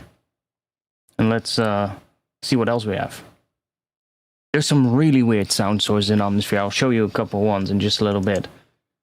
There's ones in there that made me go, what?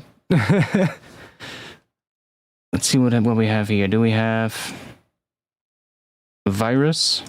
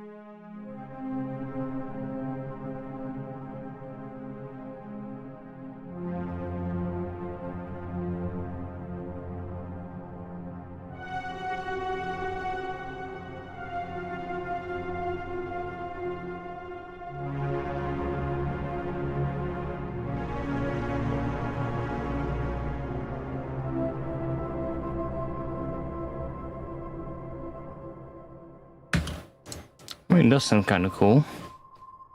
Yeah, like I said, there's some really strange sound sources in Omnisphere. Now, I want to make another ARP as well that we can use.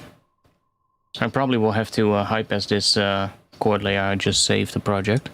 I guess we need to high-pass this one because we have a Reese underneath all of this. They exist.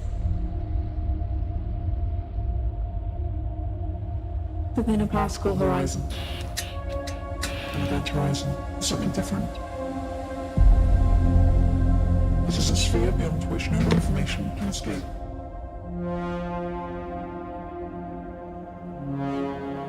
But there's a kind of edge there.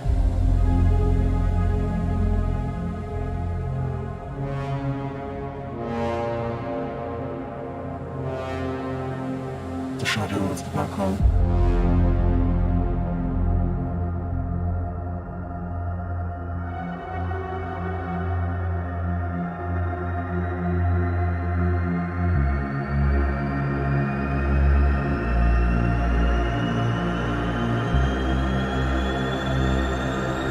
It's nice.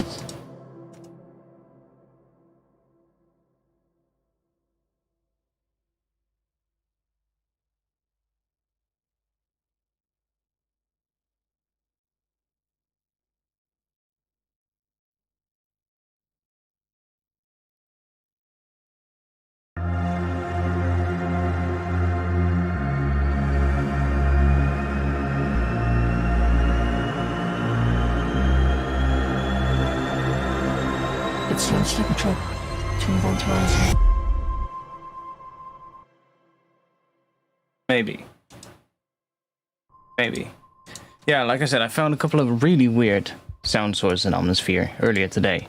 I was like going through what different sound sources there are in there. And there's some weird ones. Hey, Olosha, welcome. Welcome. You've got internet again. Nice. How long did you been without? Come on, Omnisphere. I want to show people some weird sounds.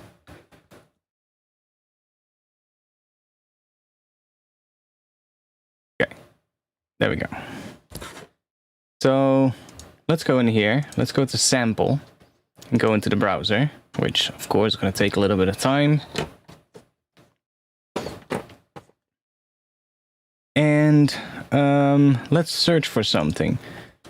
Let's I don't know, ghost. You know, we get some immediately. We get some interesting things. So let's see what this sounds like.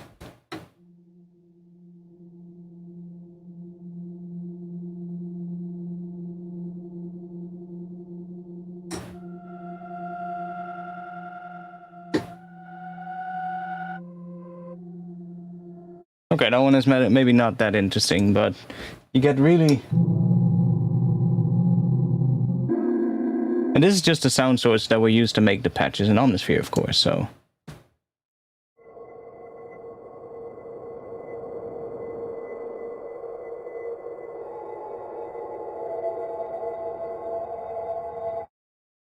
Now, one good example of weird sound sources, if we search for broken, maybe? We're gonna get all kinds of weird stuff. Broken circuits.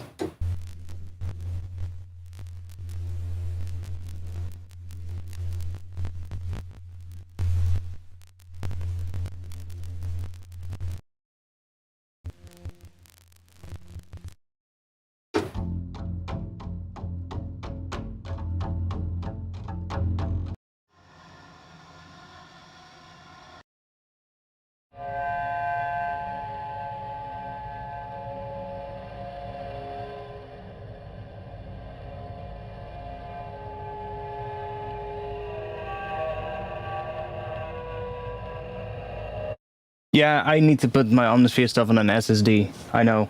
It's not on an SD right now. I need to do that. The RAM is not an issue. I've got 64 gigabyte of RAM, so that's not a problem. It's really the drive that Omnisphere's library is on. That's probably the issue.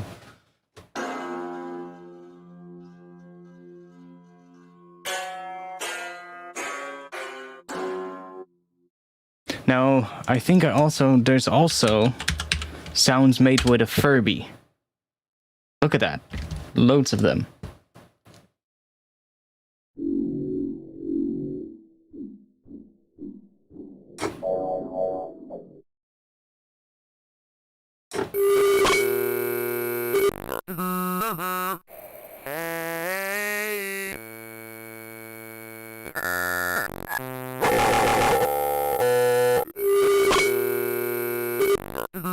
Like, that's so fucking weird.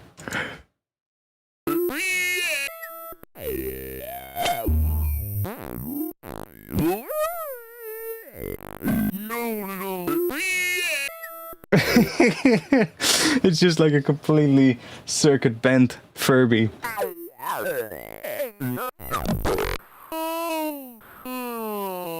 But you can use this, like, let's say let's just turn the ARP on.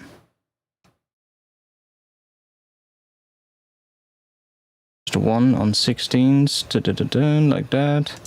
And then random on oscillator sample start. Where is that? Sample start.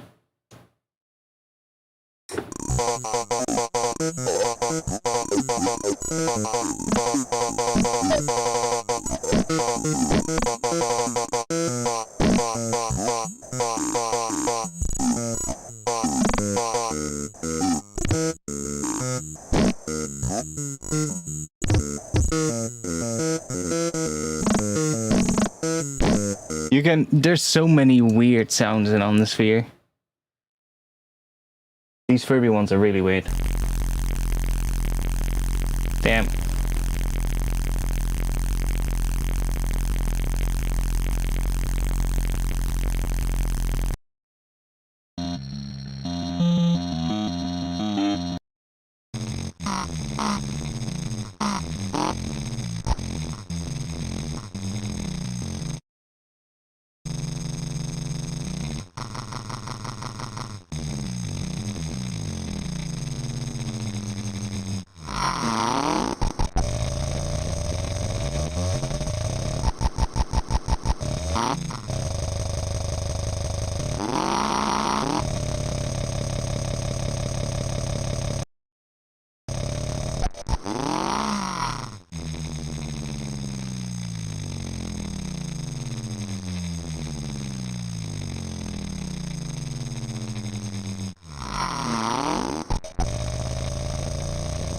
Like, honestly, there's definitely some interesting stuff to be made from these.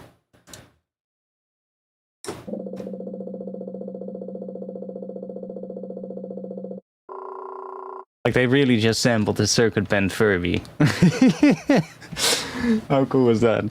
And there's so many of these really strange sound sources in here. Like, if we just do like a randomize, you're gonna get so many weird things. Okay, that's just a splash. There's like obviously synth stuff, but also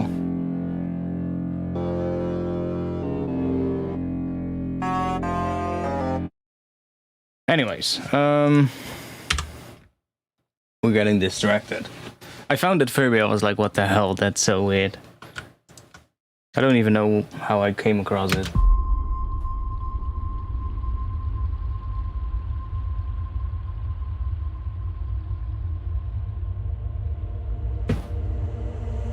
We exist within a particle horizon. An event horizon, something different.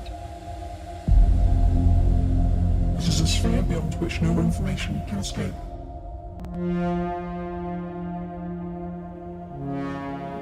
But there's a kind of edge there.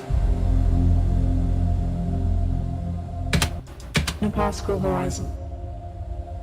An event horizon, something different. This is a sphere.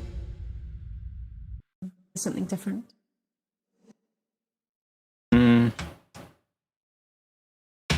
Something different. Why is that one so quiet?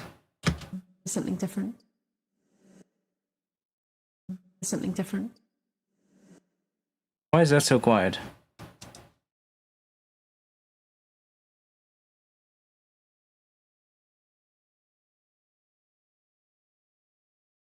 Ah.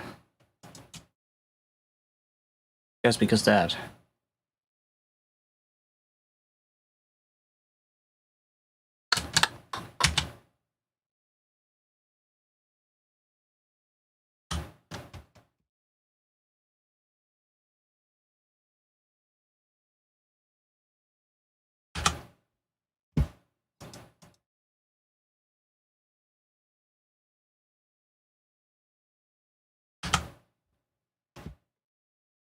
Event horizon. Something different. An event horizon, something different. Still quiet. Why is it so quiet? Oh, because it's happening after that volume thing, of course. Ah, I need to put this one in front of here. An event horizon, something different. Yes. Within a particle horizon. An event horizon, something different. This is a sphere beyond which no information can escape.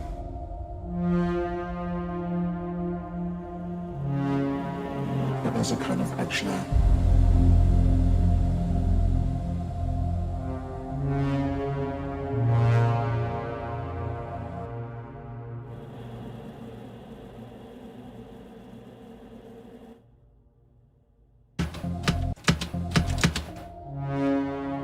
But there's a kind of edge there.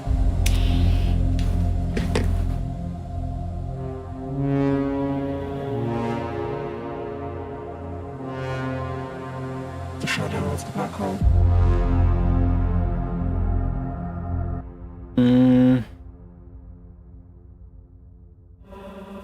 Black hole.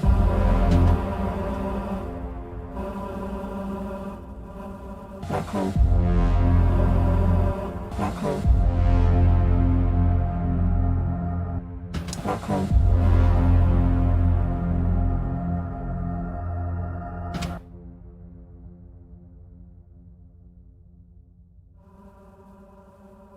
Black hole.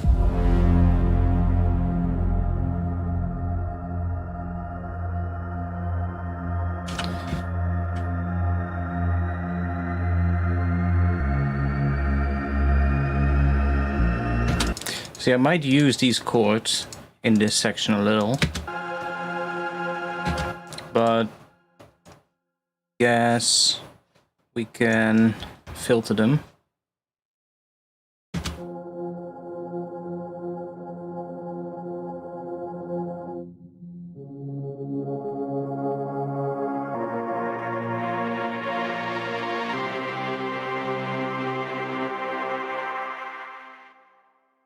Like that.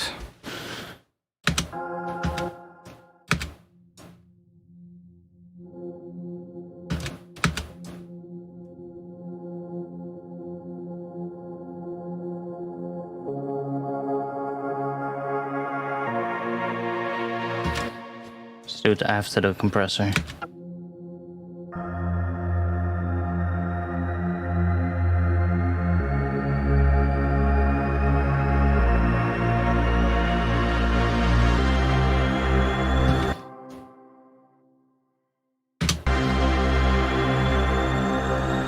It sounds like a truck to Event Horizon.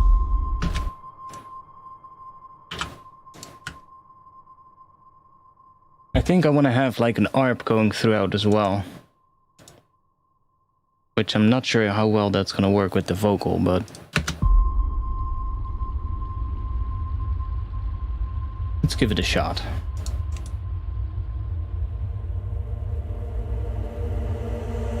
We exist. Obviously going to be have to be more in this section, so We exist.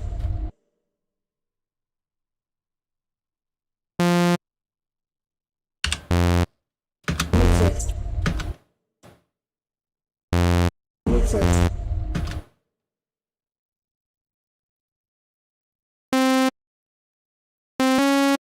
We exist. We exist.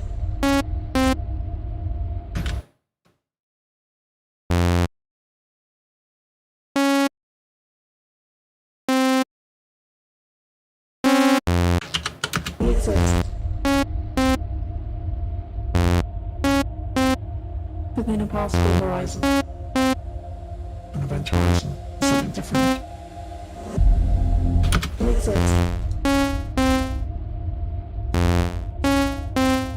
Within a possible horizon. it's obviously going to change, but we're going to just set up a patch real quick. We exist. Within a possible horizon. An event horizon. Something different. It is a We can just have it randomized. We exist. Within a possible horizon. an event horizon. Something different. It is a sphere beyond which no information can escape.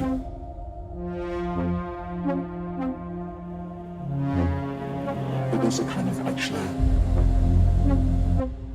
We exist. We exist. Within a possible horizon. An event horizon. Something different.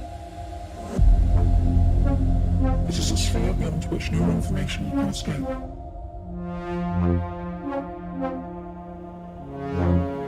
But there's a kind of edge there.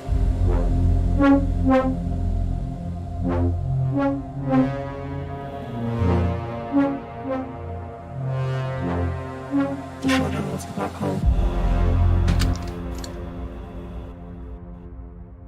I'm gonna make that continue throughout the entire thing for now.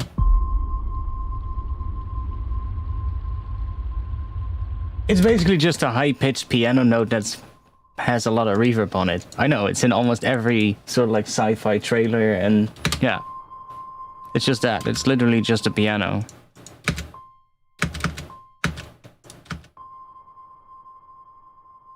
It's a really long reverb.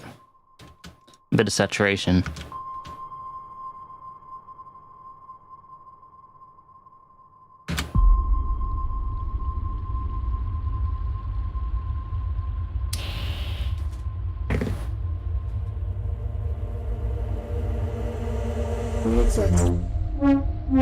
Okay, let's see where we're gonna make this one come in on a different place. That's where it's coming in now.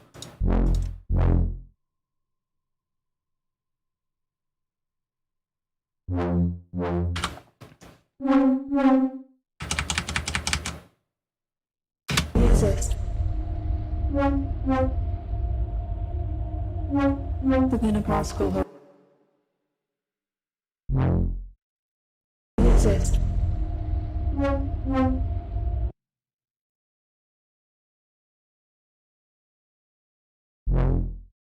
Exist. Within a particle horizon.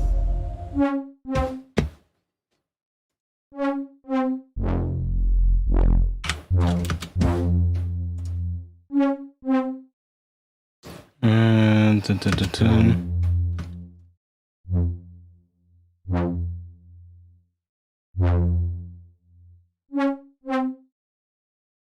Reverb.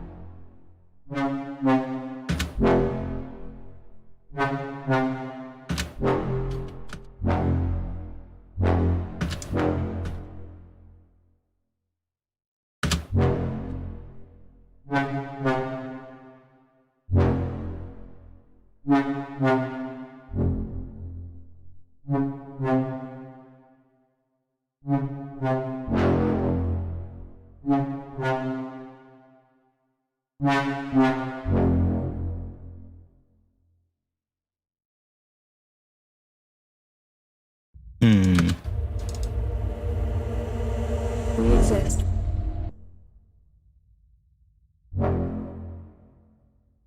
We exist.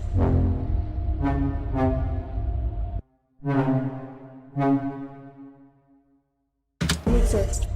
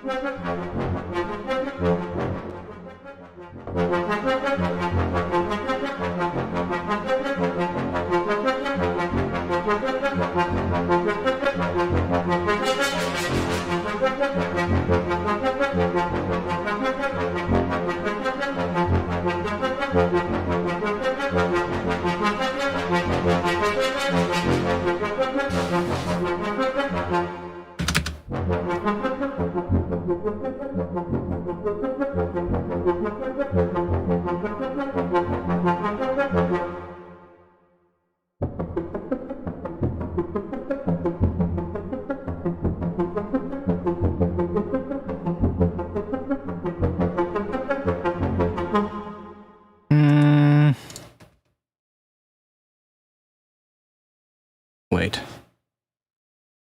What did I just remove? This one. That one can be there, but let's replace LFO1 with envelope 2.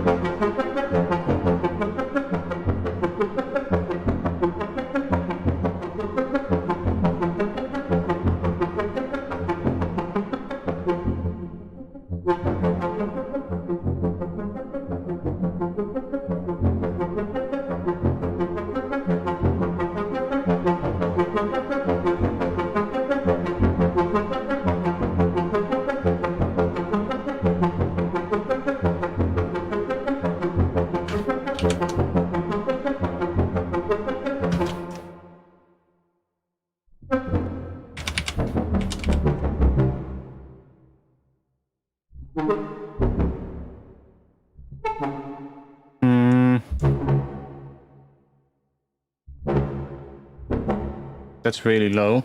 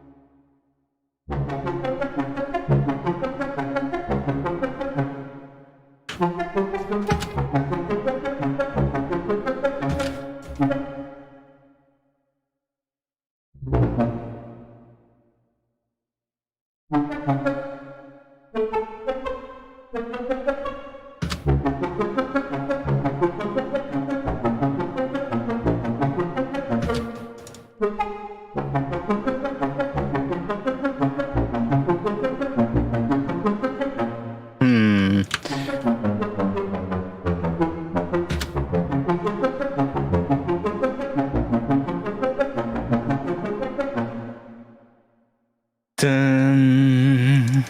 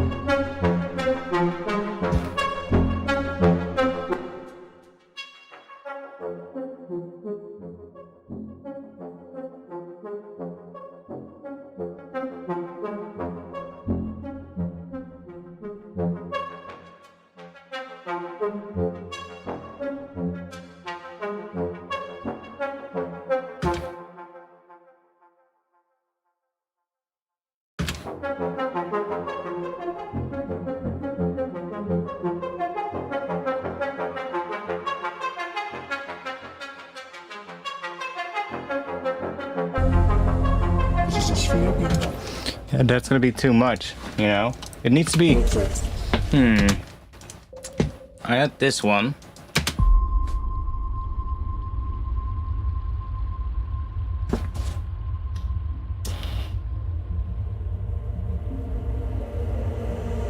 We exist. Within a particle horizon. An event horizon, something different. It is a sphere beyond which no information can escape.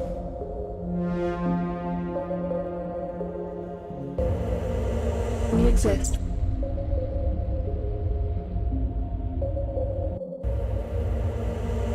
We exist. Within a particle horizon. An event horizon, something different. It is a sphere beyond which no information can escape.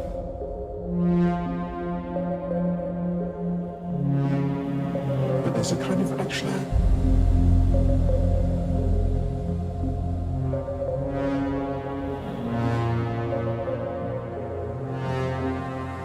The shadow of the black hole.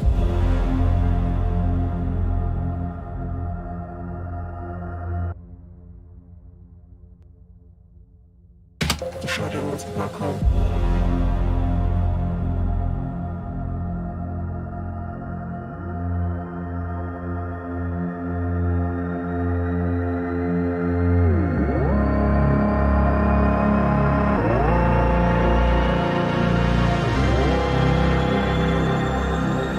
It sounds like a trip to event horizon.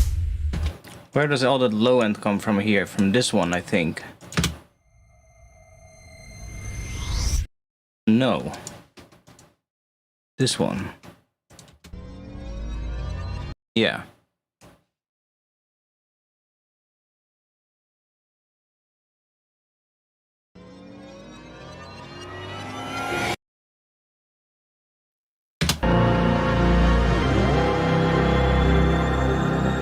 It sounds like a trip to event horizon.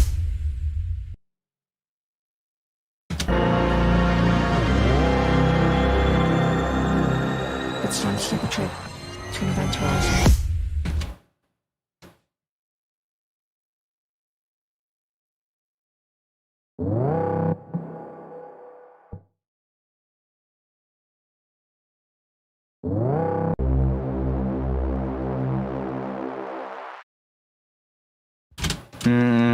I guess that one needs a bit of reverb being automated on it.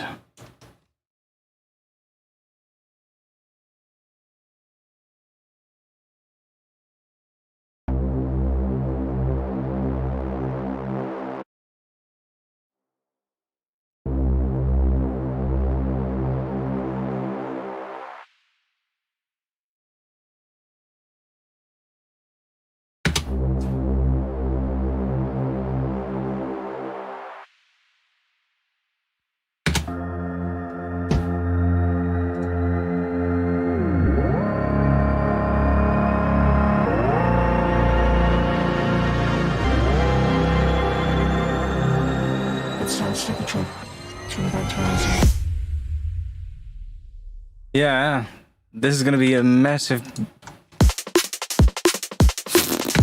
We're gonna need a massive bass.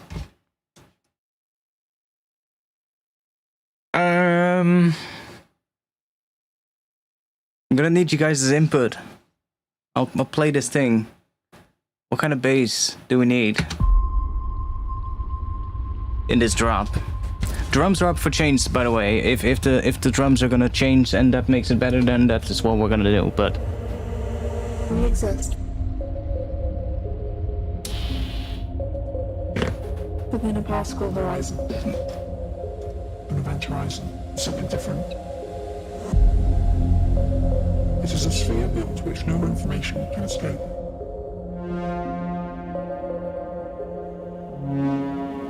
But there's a kind of edge there.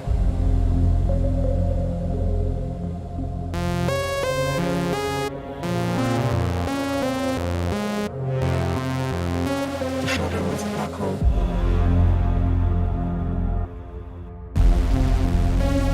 It is a sphere beyond which no information can escape.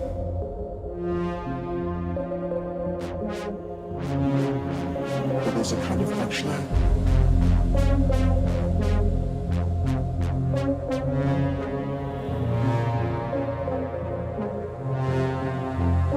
The shadow of the black hole. It is a sphere beyond which no information can escape.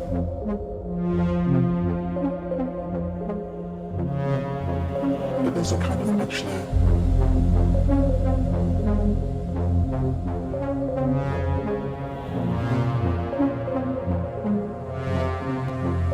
The shadow of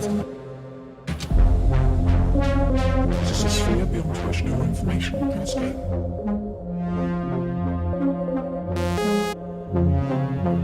But there's a kind of edge there.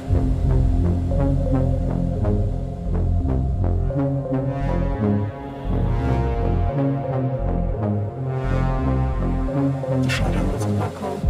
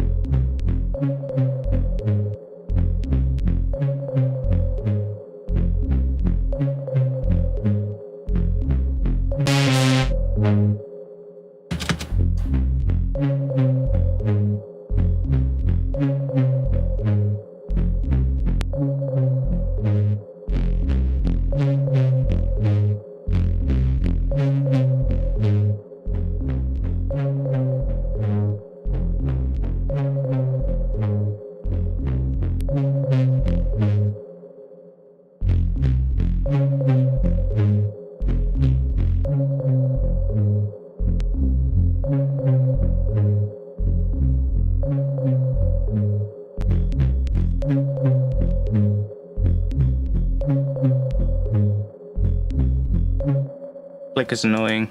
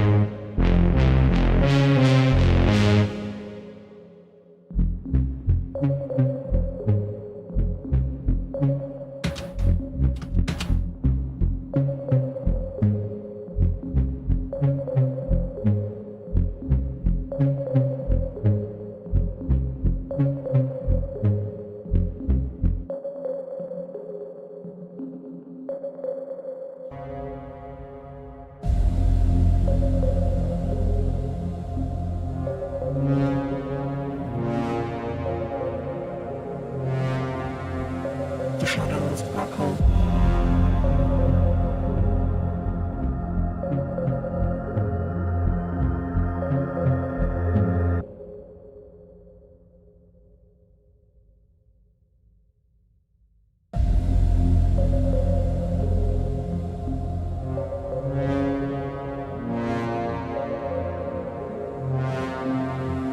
The shadow of the black hole.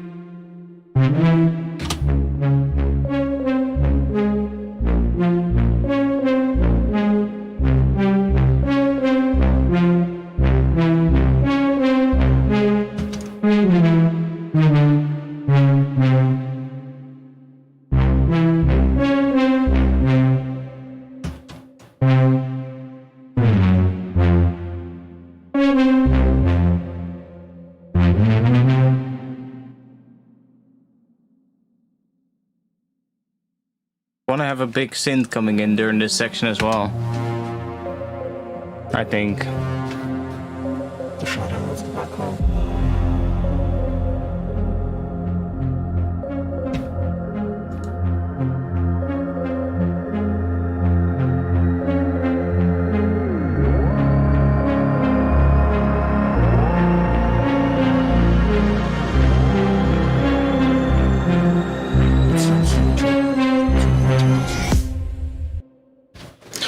Might actually be too much, but The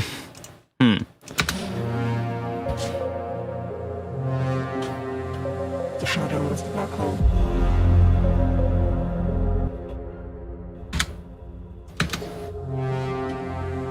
The shadow of the black hole. we're still. What is the bass gonna have to do?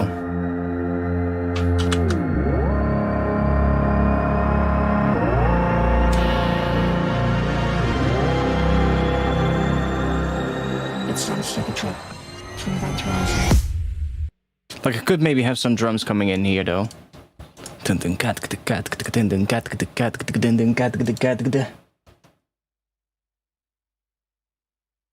That bass sound, that's actually yeah, that one is quite cool. This one here.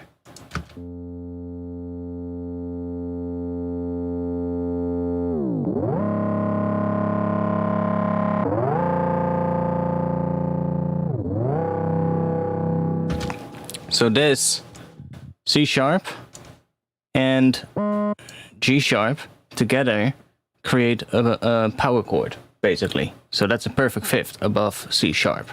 So that's what that is doing. And then this is A sharp with an F on top of it. So that's, is that a perfect fifth? 1, 2, 3, 4, 5, 6, 7. Yeah, so that's also a perfect fifth. And then this one is C and an E, so that's a major third. And those are then running through distortion, because without the distortion, it sounds pretty shit. Like this is just what comes out of Serum.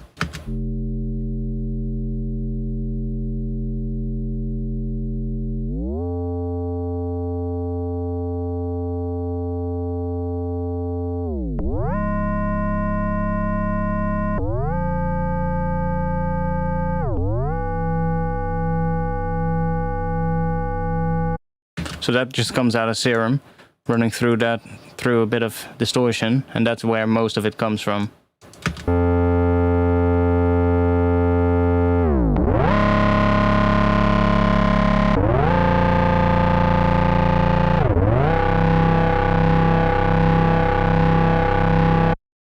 See?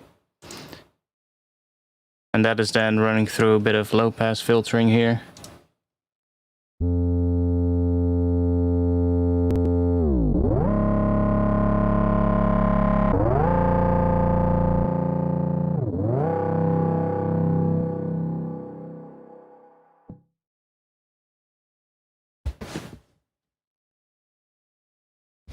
You could always take stuff away and use it in the drop or outro. Yeah, totally. I know.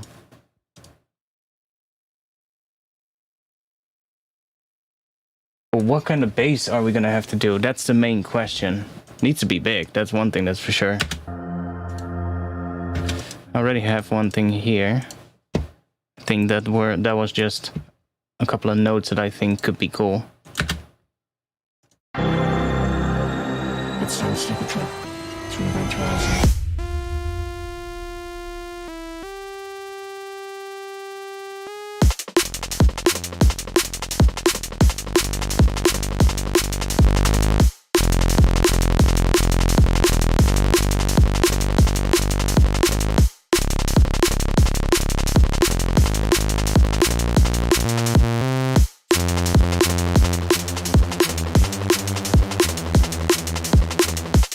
That part is really nice. I really like that with the drums.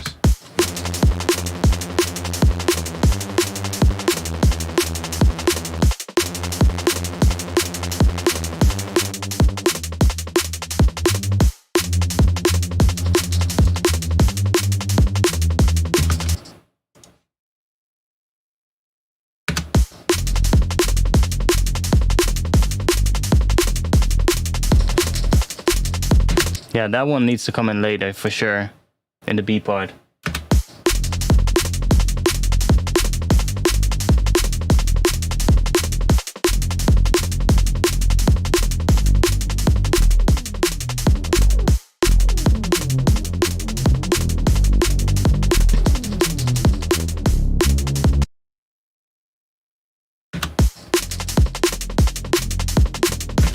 But what kind of bass are we gonna do in the first section? That's the main question.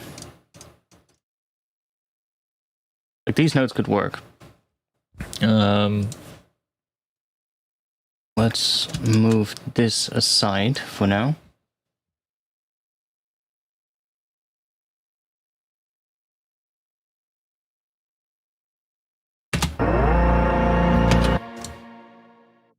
This one is quite loud though. This one, maybe back it down a little bit.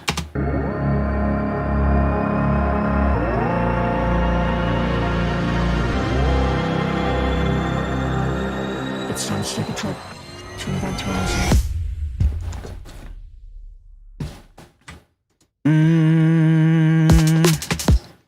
Like, I have one here, but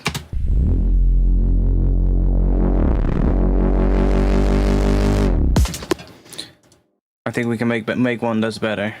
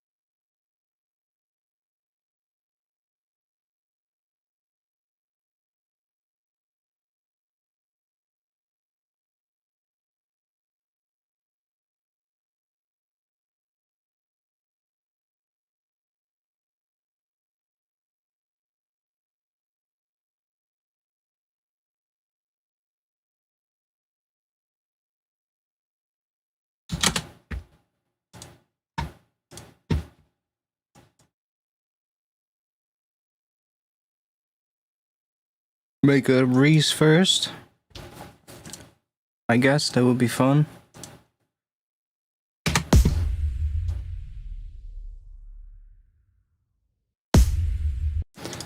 Now I do think we're gonna have a Reese sort of like climbing in pitch in this section. What do you guys think? What kind of bass do you guys hear after this? We're obviously gonna have more stuff coming in here, sort of like building up.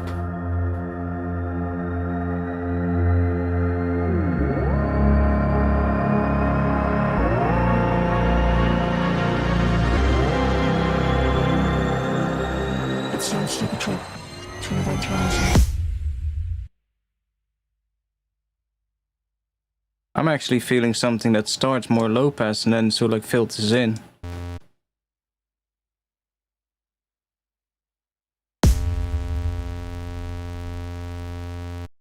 Mm, mm, mm, mm.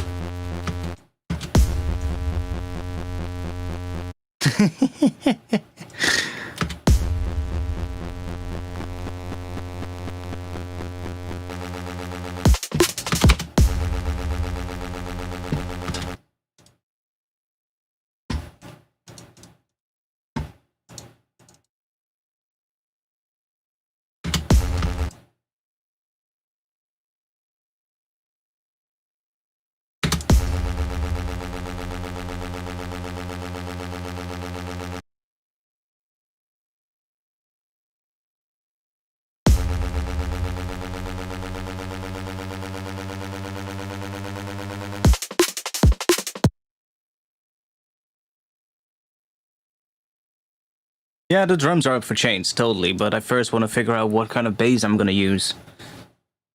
And then I'll write the drums to that.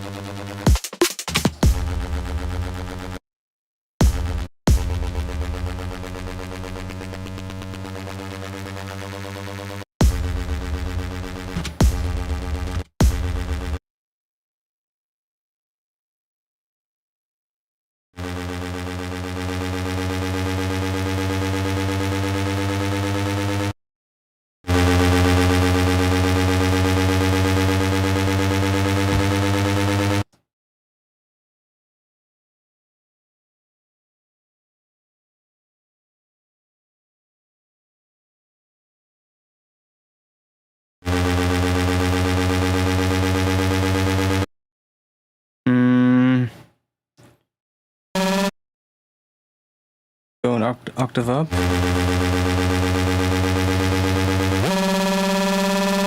I think that's gonna be too much. We just need to rise. Oh, I can also automate that, of course.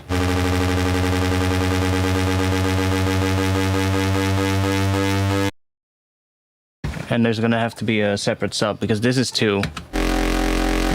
Ooh.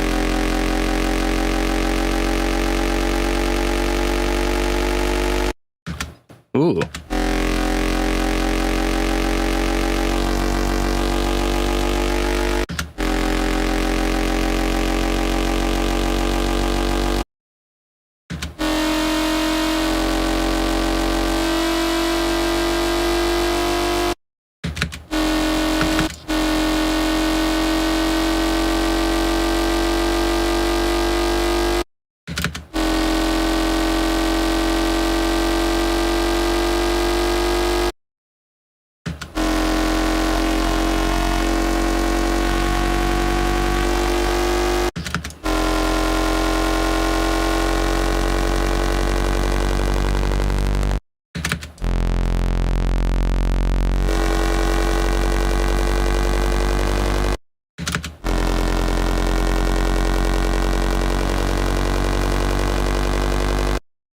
Can also go for this.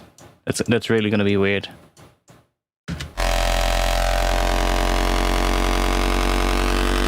Ooh.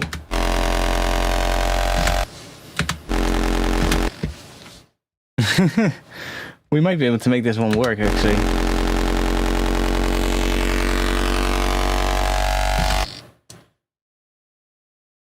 Okay, so that note is how long?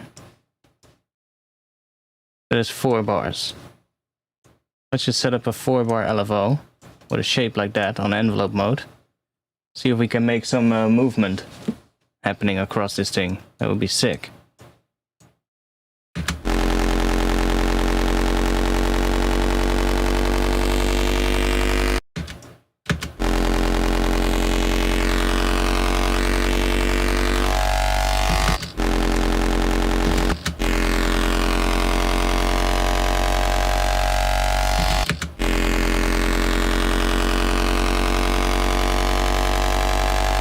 Like I want this first bass sound because we're talking about. It sounds like a trip. It sounds like a trip to an event horizon. That part of the vocal needs to stand out a bit more because it's quite busy in this section, so probably gonna have to do some extra layer on this with some distortion to kind of push the mid frequencies up a little bit more on this one. It's not gonna be that difficult, but this talks about basically let's take a trip to the event horizon. It sounds like a trip to an event horizon. Which is basically the edge layer of a black hole. So where you're getting sucked across the horizon of a black hole. So I feel like a bass that just hits and then maybe starts a little low pass and then sort of like comes up like that. Basically as if we're speeding up or something, which would happen if you're nearing a black hole, let's be honest, right? So, and then there needs to be a massive drum groove coming in with that.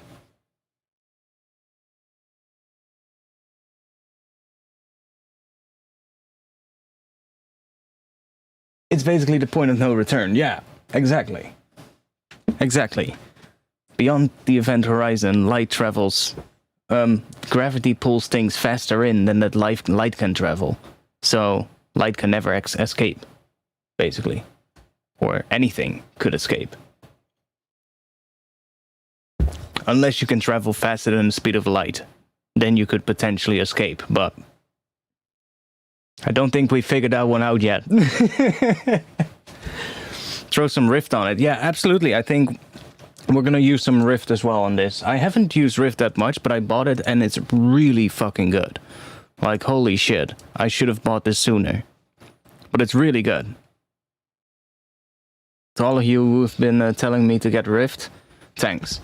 I'm so in love with the noise distortion types. Like the jitter noise, for instance, because it kind of automates as well. See? Like that. So, and you can just add that just to the positive part of the waveform, for instance. So just have like one part be really noisy, and then the negative part is still pretty clean. It's really interesting. Doesn't time changes near a black hole too? Well, I mean, it stretches time and space. It's really hard to wrap your head around if you start thinking about all of it, what it does, but it stretches time and space, basically. Now,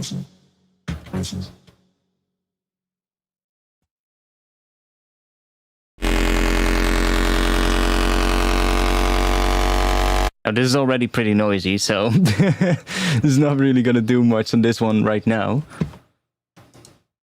But as soon as we're gonna do filtering on it, low passing it, then it's definitely gonna work. What is Rift? This is Rift right here. It's basically a distortion plugin that allows you to do distortion that is different, or I should say, it allows you to do different distortion on the positive and on the negative side of the waveform. So here we have the positive side, and here we have the negative side. So we can, for instance, do some wave folding on the negative part, so that we get this kind of stuff there. And then on the high part do, I don't know, bit reduction. Something like that. You know, it's like really interesting. You can do like very interesting distortion types.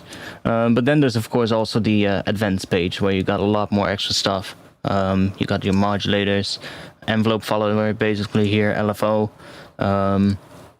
These are basically multi-stage envelopes where you can make your own points. Yeah, where you can make your own points and stuff like that. It's quite nice. Filter. This thing is a resonator, I think it is. It's kind of like a it's kind of like a resonator. This thing right here, and you can tune that one. It even has like the option to tune it to a scale by doing this, so you can use the resonator tune to a scale, which is really fucking dope. It's actually current, if I'm correct, it is still on sale on Plugin Boutique. I bought it on Plugin Boutique, and it's still on sale, I think, until the 30th of this month. It's still on the introduction sale price. So, it's not a cheap plugin. I'm going to be honest, it's not a cheap plugin, but it is really good. And I wouldn't say it's necessarily a trash killer because it's not a multi-band distortion. So it's something different. It's not a multi-band distortion. That's something that it doesn't do. You do have a filter here, but it's not like you have multiple bands that you can apply separate distortions to. You would have to do the frequency splitting yourself and then basically just add 3 instances of Rift. But it's kind of a different type of distortion where it allows you to do 2 types of distortion.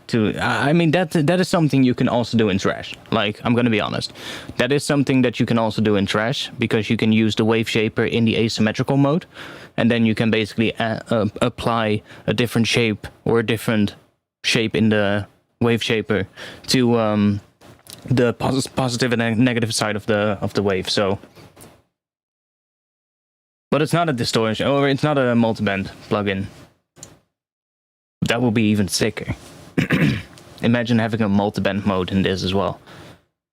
I mean, we don't need this. You can get rid of this. I don't know. Give us a couple of band options here. 4 bands, 3 bands maybe. That's all we need. We do have the stages thing here, so we can do up to 6 stages of distortion, which is basically it takes the output of a Rift and feeds it back into itself. So it basically, you get heavier distortion that way. And yeah, you get just all those different options. You got a couple of macros here that you can set up, which is kind of nice. That's just a waveform and a filter view. Yeah, it's quite interesting.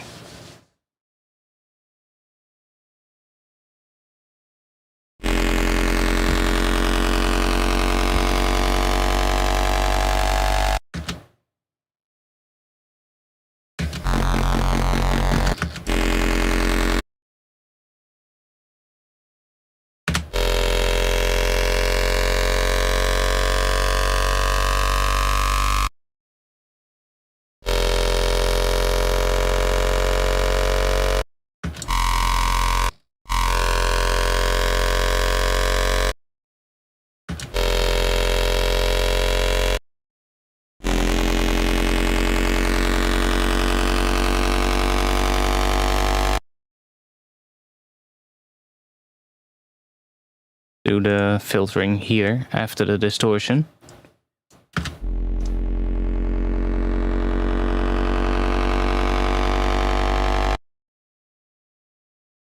Let's actually do that with another LFO. Can we just do that? Yes, we can.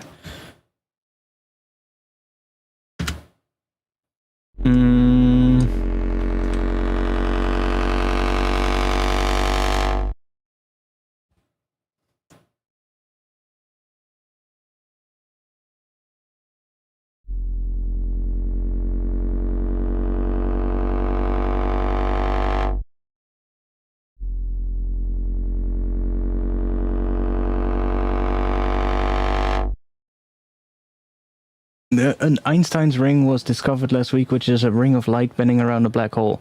I think they already discovered something like that earlier as well, right?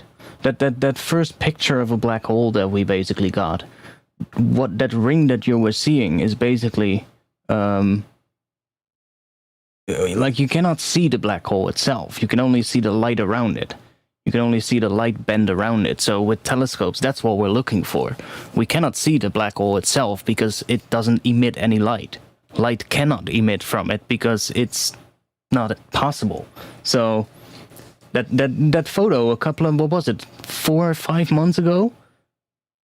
That was an interesting one. That was like the first photo of a black hole that we had or something like that, which was pretty sick. And I think that is the same thing, because you cannot see it itself. You can only see the light bend around it. And that was kind of like a ring of light as well, so... Wasn't that then the same thing? Like, maybe I'm wrong, though. Don't get me wrong, but, if it's like a new thing, then it's definitely cool. Yeah, for sure. I love space stuff, man. It's so fucking insane if you think about all of the stuff that is happening out there. Like, some of those space documentaries go so fucking deep, and it's it's honestly stuff that most people and most, like even like me myself included, like most of this stuff we cannot even begin to comprehend, you know, but it's so fucking interesting. Yeah, I think that's kind of like the same thing. It's just maybe they've now maybe they photographed it for the second time or something and they've now put a name on it. I don't know. But it has to do, the thing why it is called an Einstein's ring is because it has to do with one of Einstein's laws. He made a law and formula which I think you can use to calculate that bending of light around a black hole. And that's why they're probably calling it the Einstein's ring. It's really interesting stuff though, like but I love to watch those documentaries. And every now and then I have phases when I go through more of them in like a short time. And now was one of those phases. I'm not a big movie fan, to be honest. Like I've watched movies and I watched a lot of like cyberpunk classics and all of that kind of stuff, of course, but I'm not a big movie fan. Like honestly, if I'm gonna we can do some hot takes right now. I might get some I'll actually face you guys for that one. I might get some people that are gonna unsubscribe. I have never seen Lord of the Rings, Harry Potter, Star Wars. Name another big one. I haven't seen those because it just doesn't interest me at all. Like I'm much more interested in stuff that's actually non-fictional, you know, and that I don't know. I do like my fair share of like movies and such. Like the original Blade Runner movie was one of the movies that I watched a lot as a kid growing up. But I have a very, very select amount of movies that I watched, actually. I mean, I watched quite a few, but most of them I just forgotten about. I just didn't care about at all. And most of the movies that I watch were usually with friends at somebody else's place. It's not like I go at home and just sit and watch movies.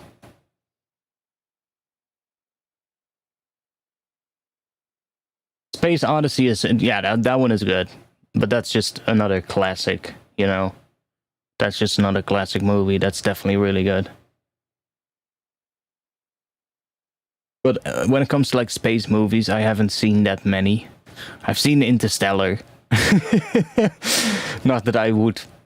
I mean, it was cool at the time, but it kind of didn't age well, if you get what I mean.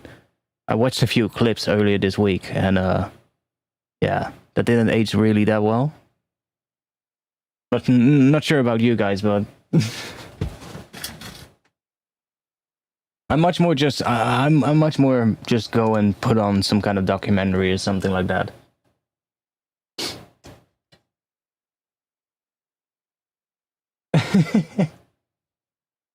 Just as I typed that. Yeah, it really didn't age well. Like honestly. Space Jam, I don't think I've seen that one. Maybe I've seen it, but like I used to have a girlfriend back in the day whose parents used to watch like movies every single day, and they would literally they would just watch every single movie on Netflix basically, and they would also have like a huge amount of DVDs and all of that, and they would always watch movies every day during dinner. They would always watch a movie or two or three, you know, in a row. And honestly, I didn't care shit about it. Most of the movies were just shit. I didn't care about. I don't know. I do like some movies, but most of them yeah, I don't have the time to watch movies, man.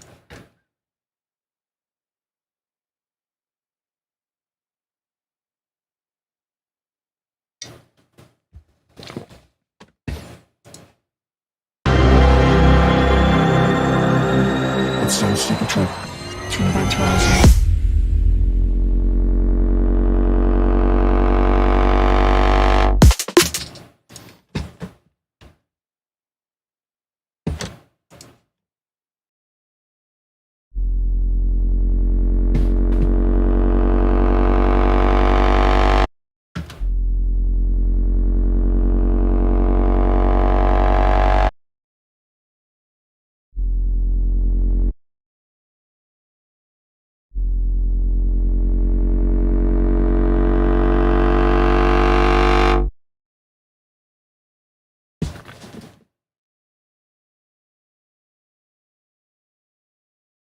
Yeah, I don't know. I had moments when I watched a bunch of movies in a short time, but it's not really anything that I really spend a lot of time doing. It depends. I've watched a lot of anime though. I definitely spend a lot of time watching anime. Not anymore, but I used to watch a lot of anime.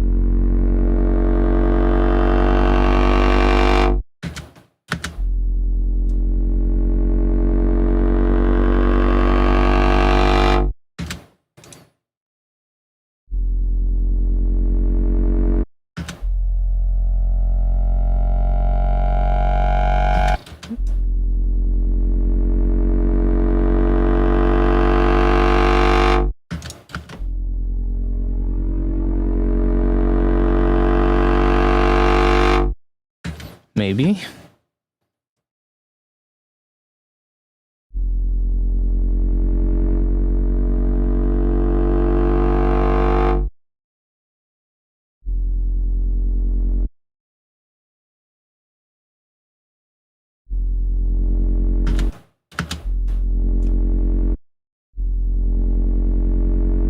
We're gonna have like a little part at the start which is a little bit quieter when that kick hits, basically. And then it needs to come in like that. So we basically get a little... And we also need some kind of a rise during this bass, I think, to really bring up that tension. Don't know what kind of drums we're gonna do afterwards, though.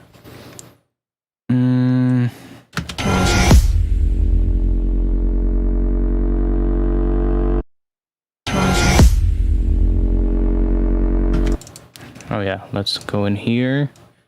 Bring this one up a bit. Bring this one down a bit. And here we can really play with this.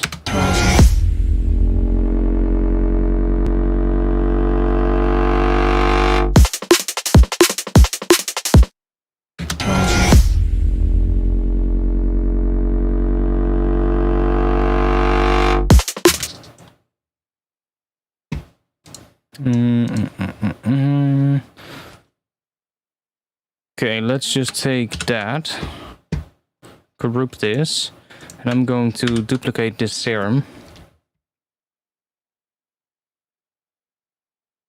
And let's initialize this one.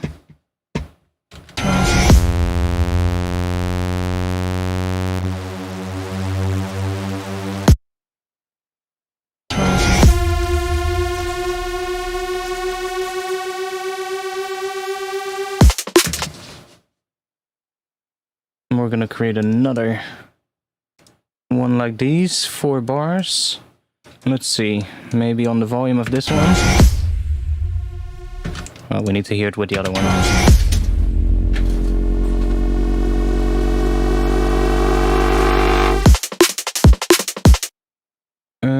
Do that.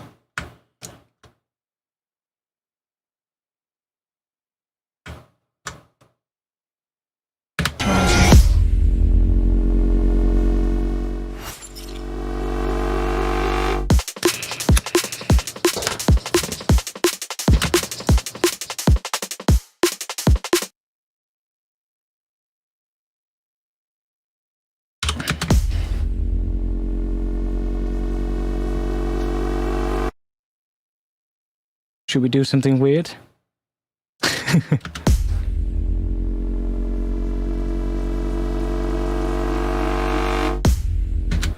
Honestly, I don't mind that. That would be pretty interesting, actually.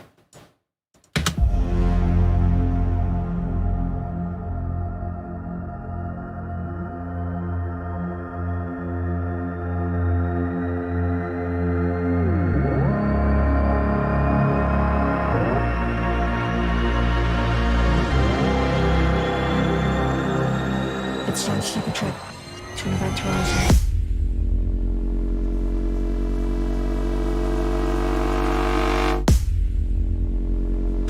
That could be fun. Basically go in the opposite direction of the other one.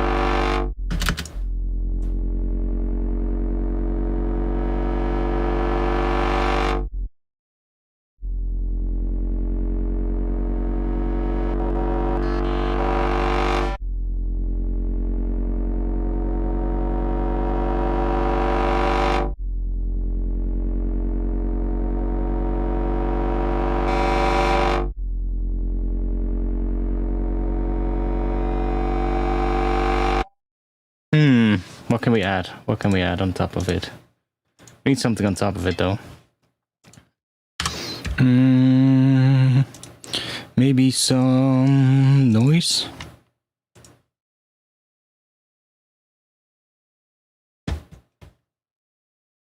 Can always use a noise layer.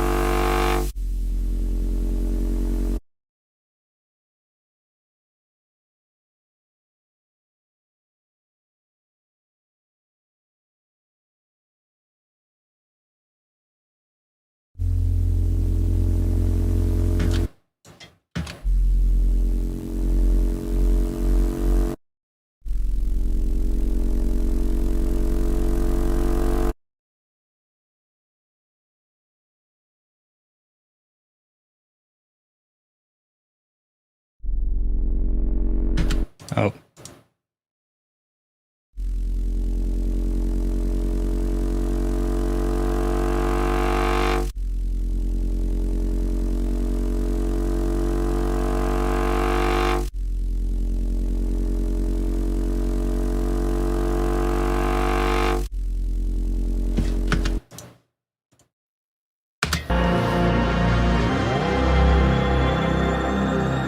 It's time to take a trip to an event horizon.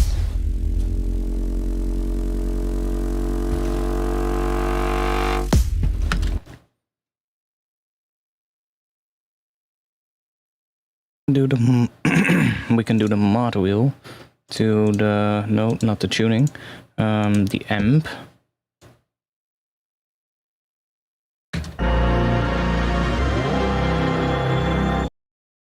Do we now have? Okay, let's see if we can bring that all the way down. Okay, that works. We don't need this on the amp, to be honest. Constant mod wheel that off and just bring this one up.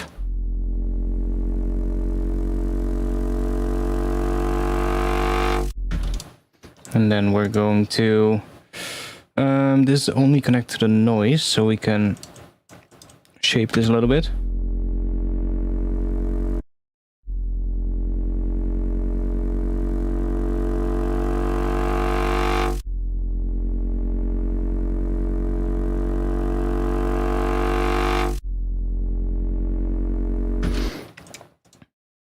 Feel like we need a higher layer in here as well.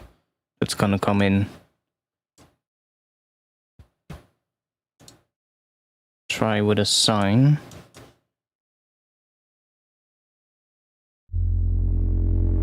Okay, higher than that.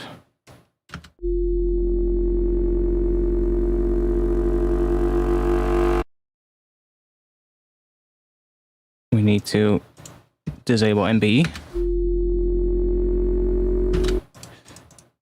That one.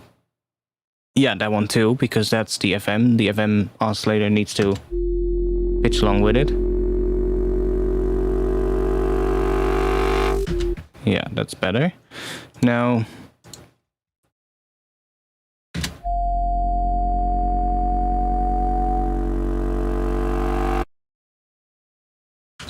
let's see.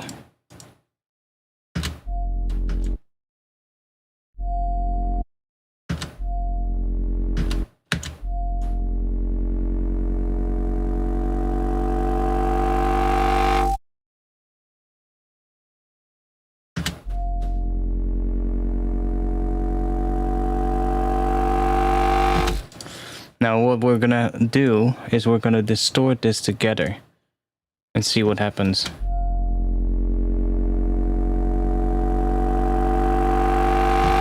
And we're gonna probably have to make the the first layer a little bit less distorted, which is fine.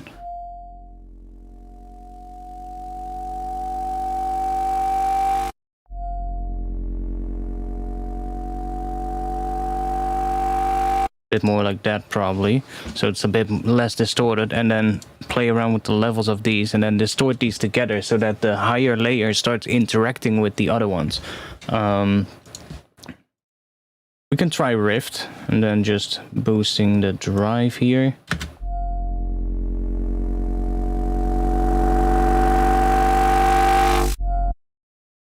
So listen to it without the noise.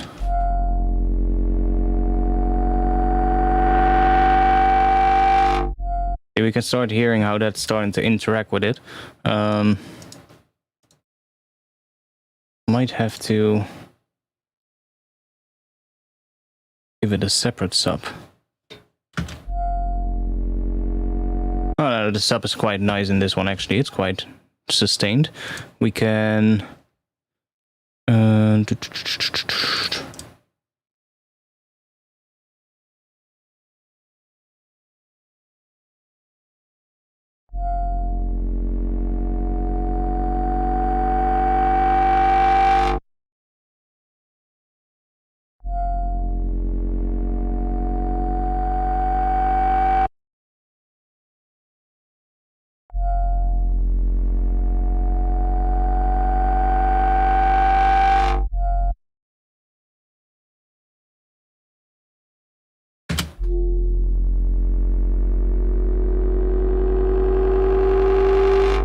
yeah, that's better. That so like octave.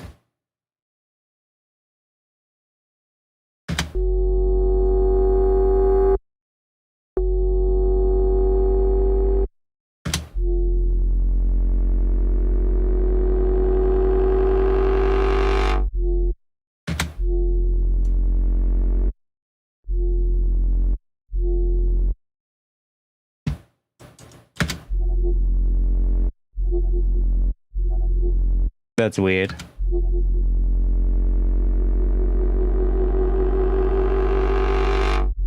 That's weird, but kind of works.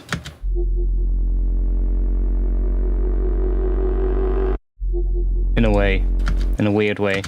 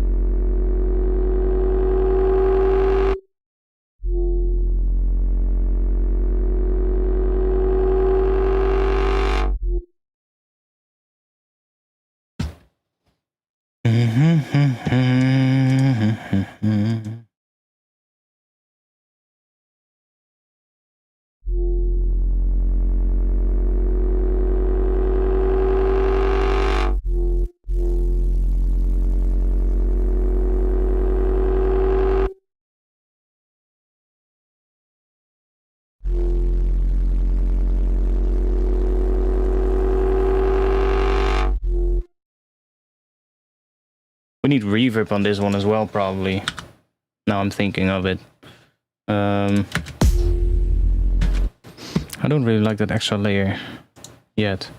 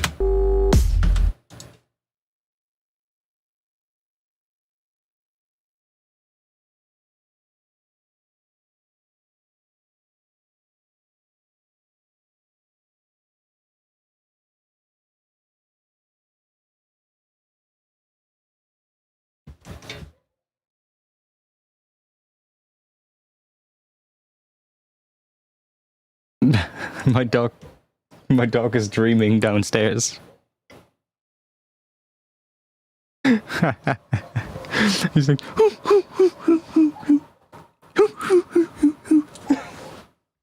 he's dreaming. Always good.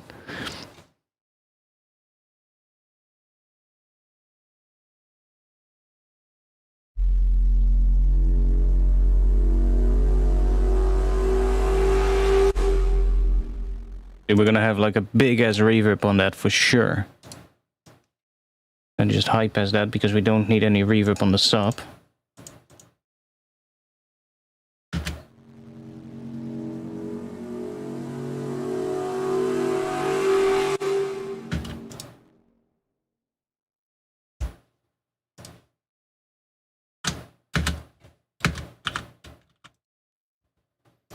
Okay, let's have a little listen, see, I'm just gonna have a little listen overall.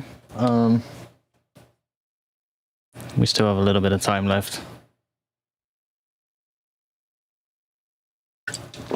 Intro is definitely taking a lot of shape now. Just need some more effects in the vocals, like some extra layers with some... I'll probably do some portal resampling on the vocals and with some delay or something. We exist. Within a particle horizon. An event horizon, something different. It is a sphere beyond which no information can escape.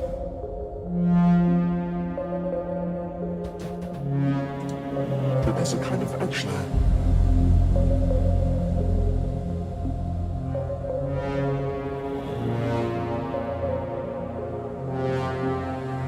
The shadow of the black hole.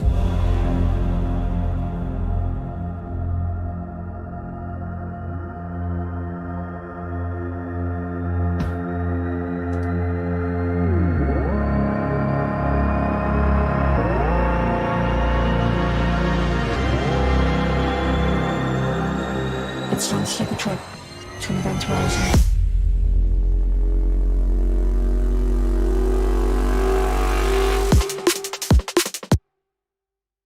To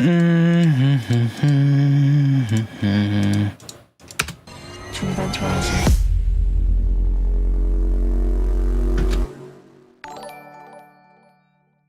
What would this sound like?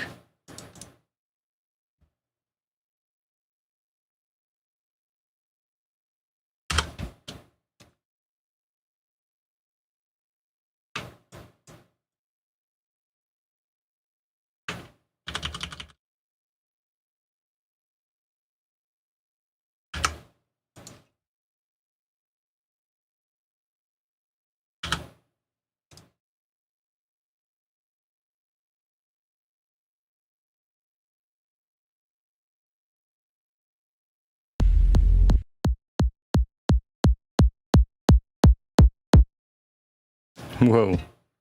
What is that? Where is that coming from?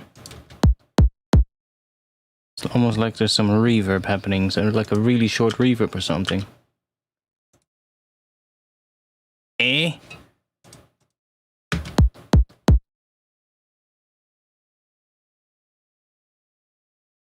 Or is that this? Ah, okay. Let's just turn it off.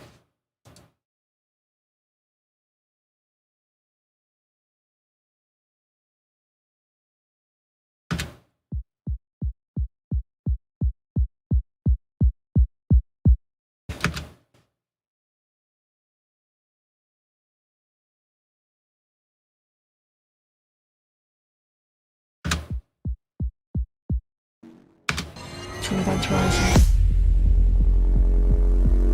No, I don't like that. What sort of things would you use ProQ over? Honestly, I should use ProQ more than I do. But it's just way quicker going for an EQ8. But ProQ is great for like, especially ProQ 3, if I'm doing like anything that needs some like dynamic EQ. ProQ 3 is absolutely great for that. So definitely one thing that I use a lot.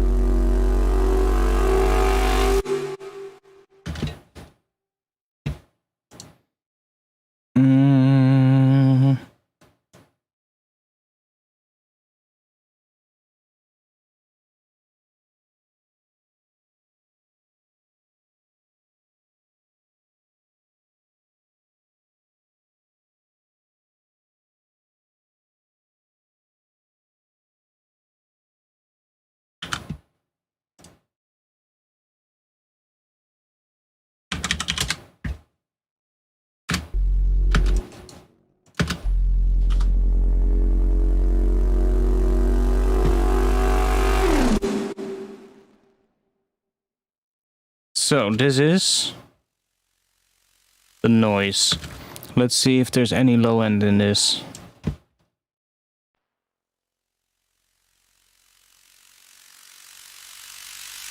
No? Okay, well, whatever. We'll just do this, just to be sure.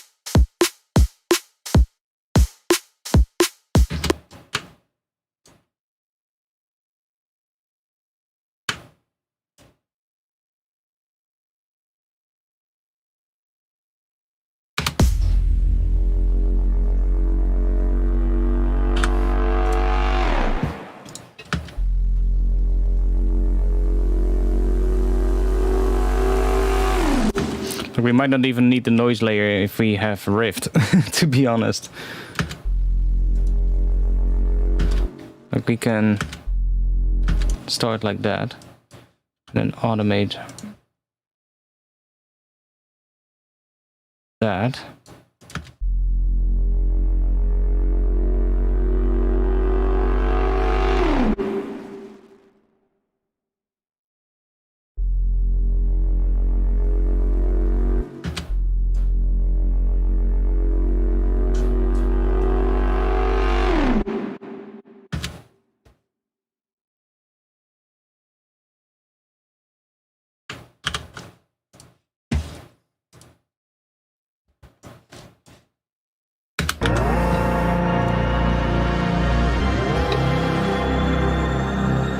It stands like a trick to an event horizon.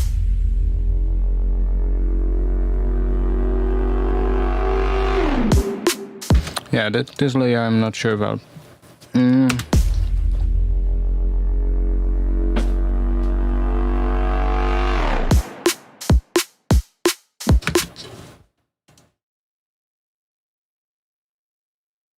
What if we just take that one out?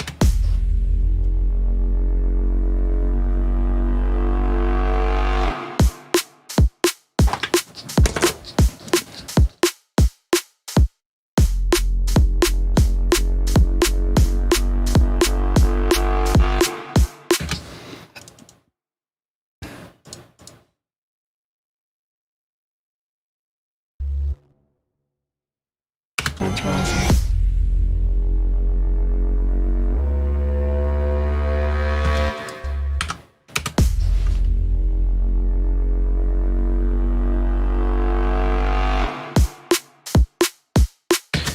Yeah, that's gonna be a tough one. I'm getting tired. I think I'm gonna stop streaming. I need to walk the dog as well. It's 12:30 a.m.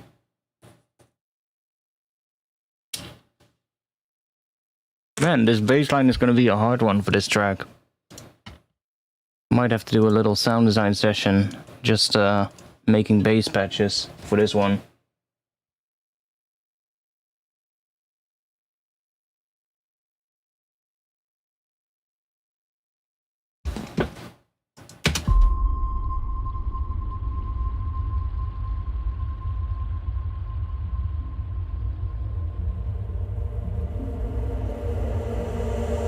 exist. Within a particle horizon.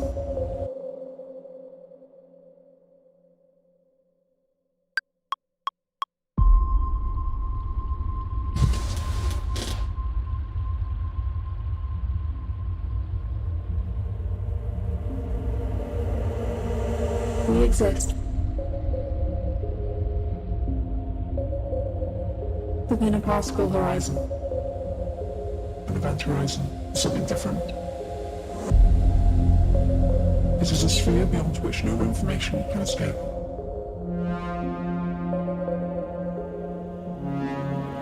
But there's a kind of edge there.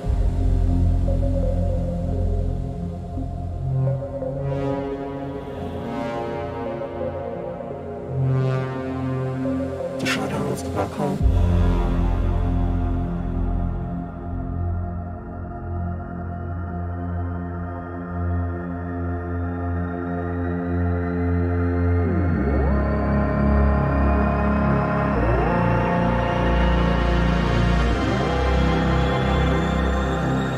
It sounds like a trip to an event horizon.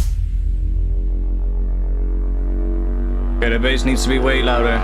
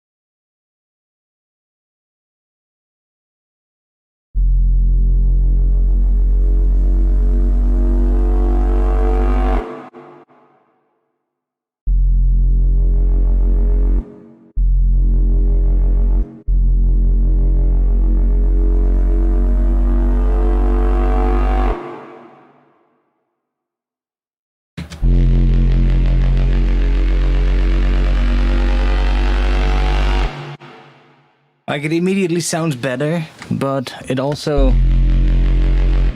doesn't necessarily screw with the phase that much in this version.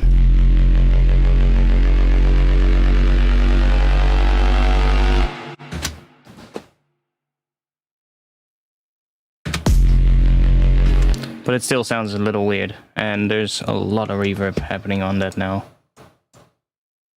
There's also reverb in Serum. No, okay, good. I need to automate this reverb. Why didn't I automate that one?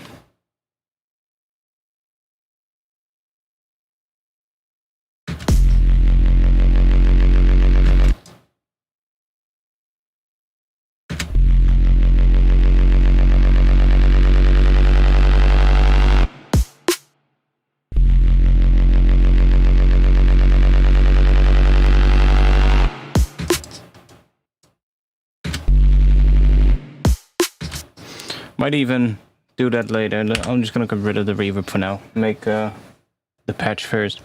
That OTT kind of works. I want to try though. What happens if we use Pro MB instead?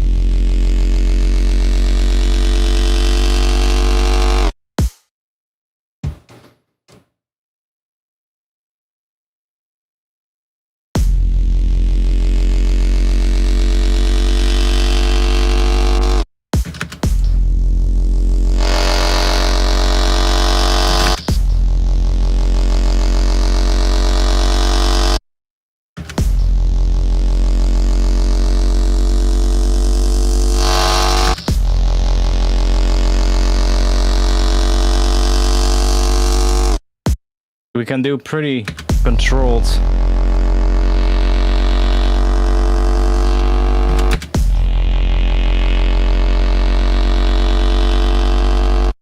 Especially if we linear phase.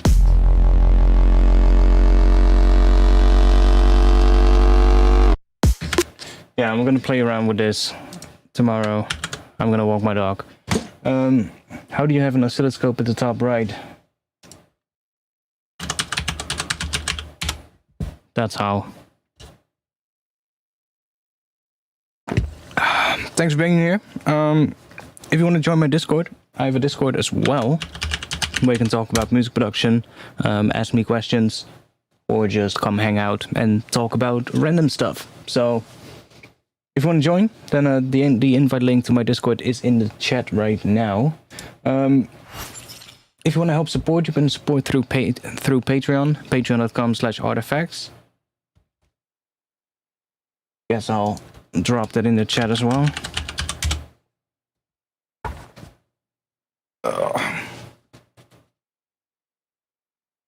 Where's your finished music? Well, I have a couple of tracks out on Spotify, but it's all really old.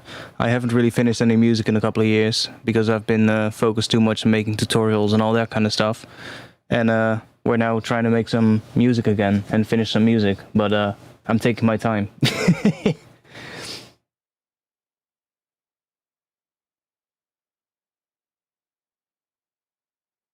You know, I really wanted to have stuff done already, but this whole fucking pandemic and world situation hasn't really been helping. I'm just gonna be honest with that. It really hasn't been helping. Yeah, we're gonna end the stream. I need to go walk my dog. He's probably waiting downstairs for me to go walk him.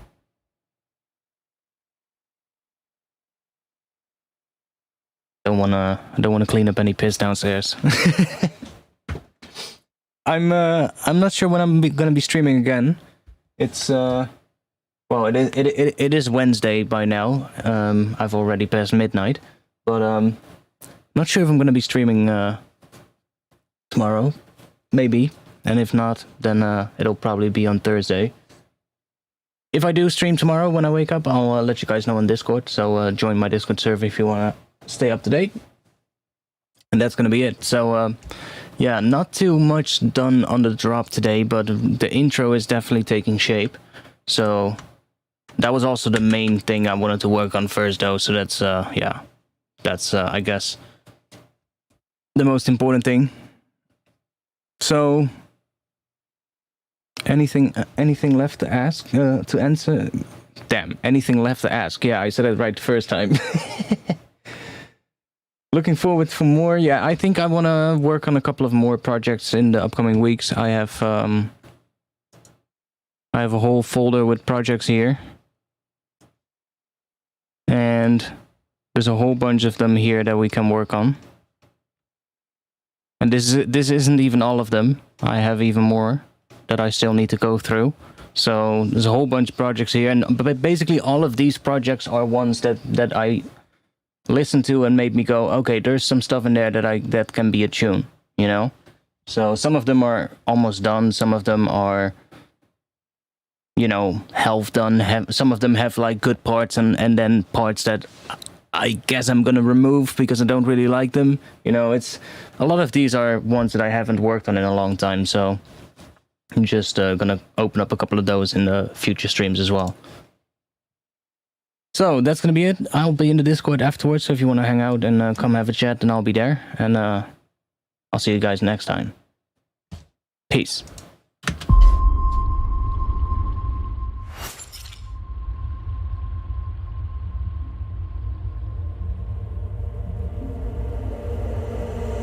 We exist. Within a particle horizon. An event horizon, something different. It is a sphere beyond which no information can escape.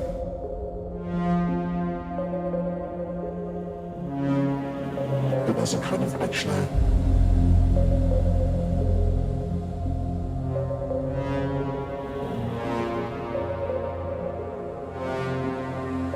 The shadow of the black hole.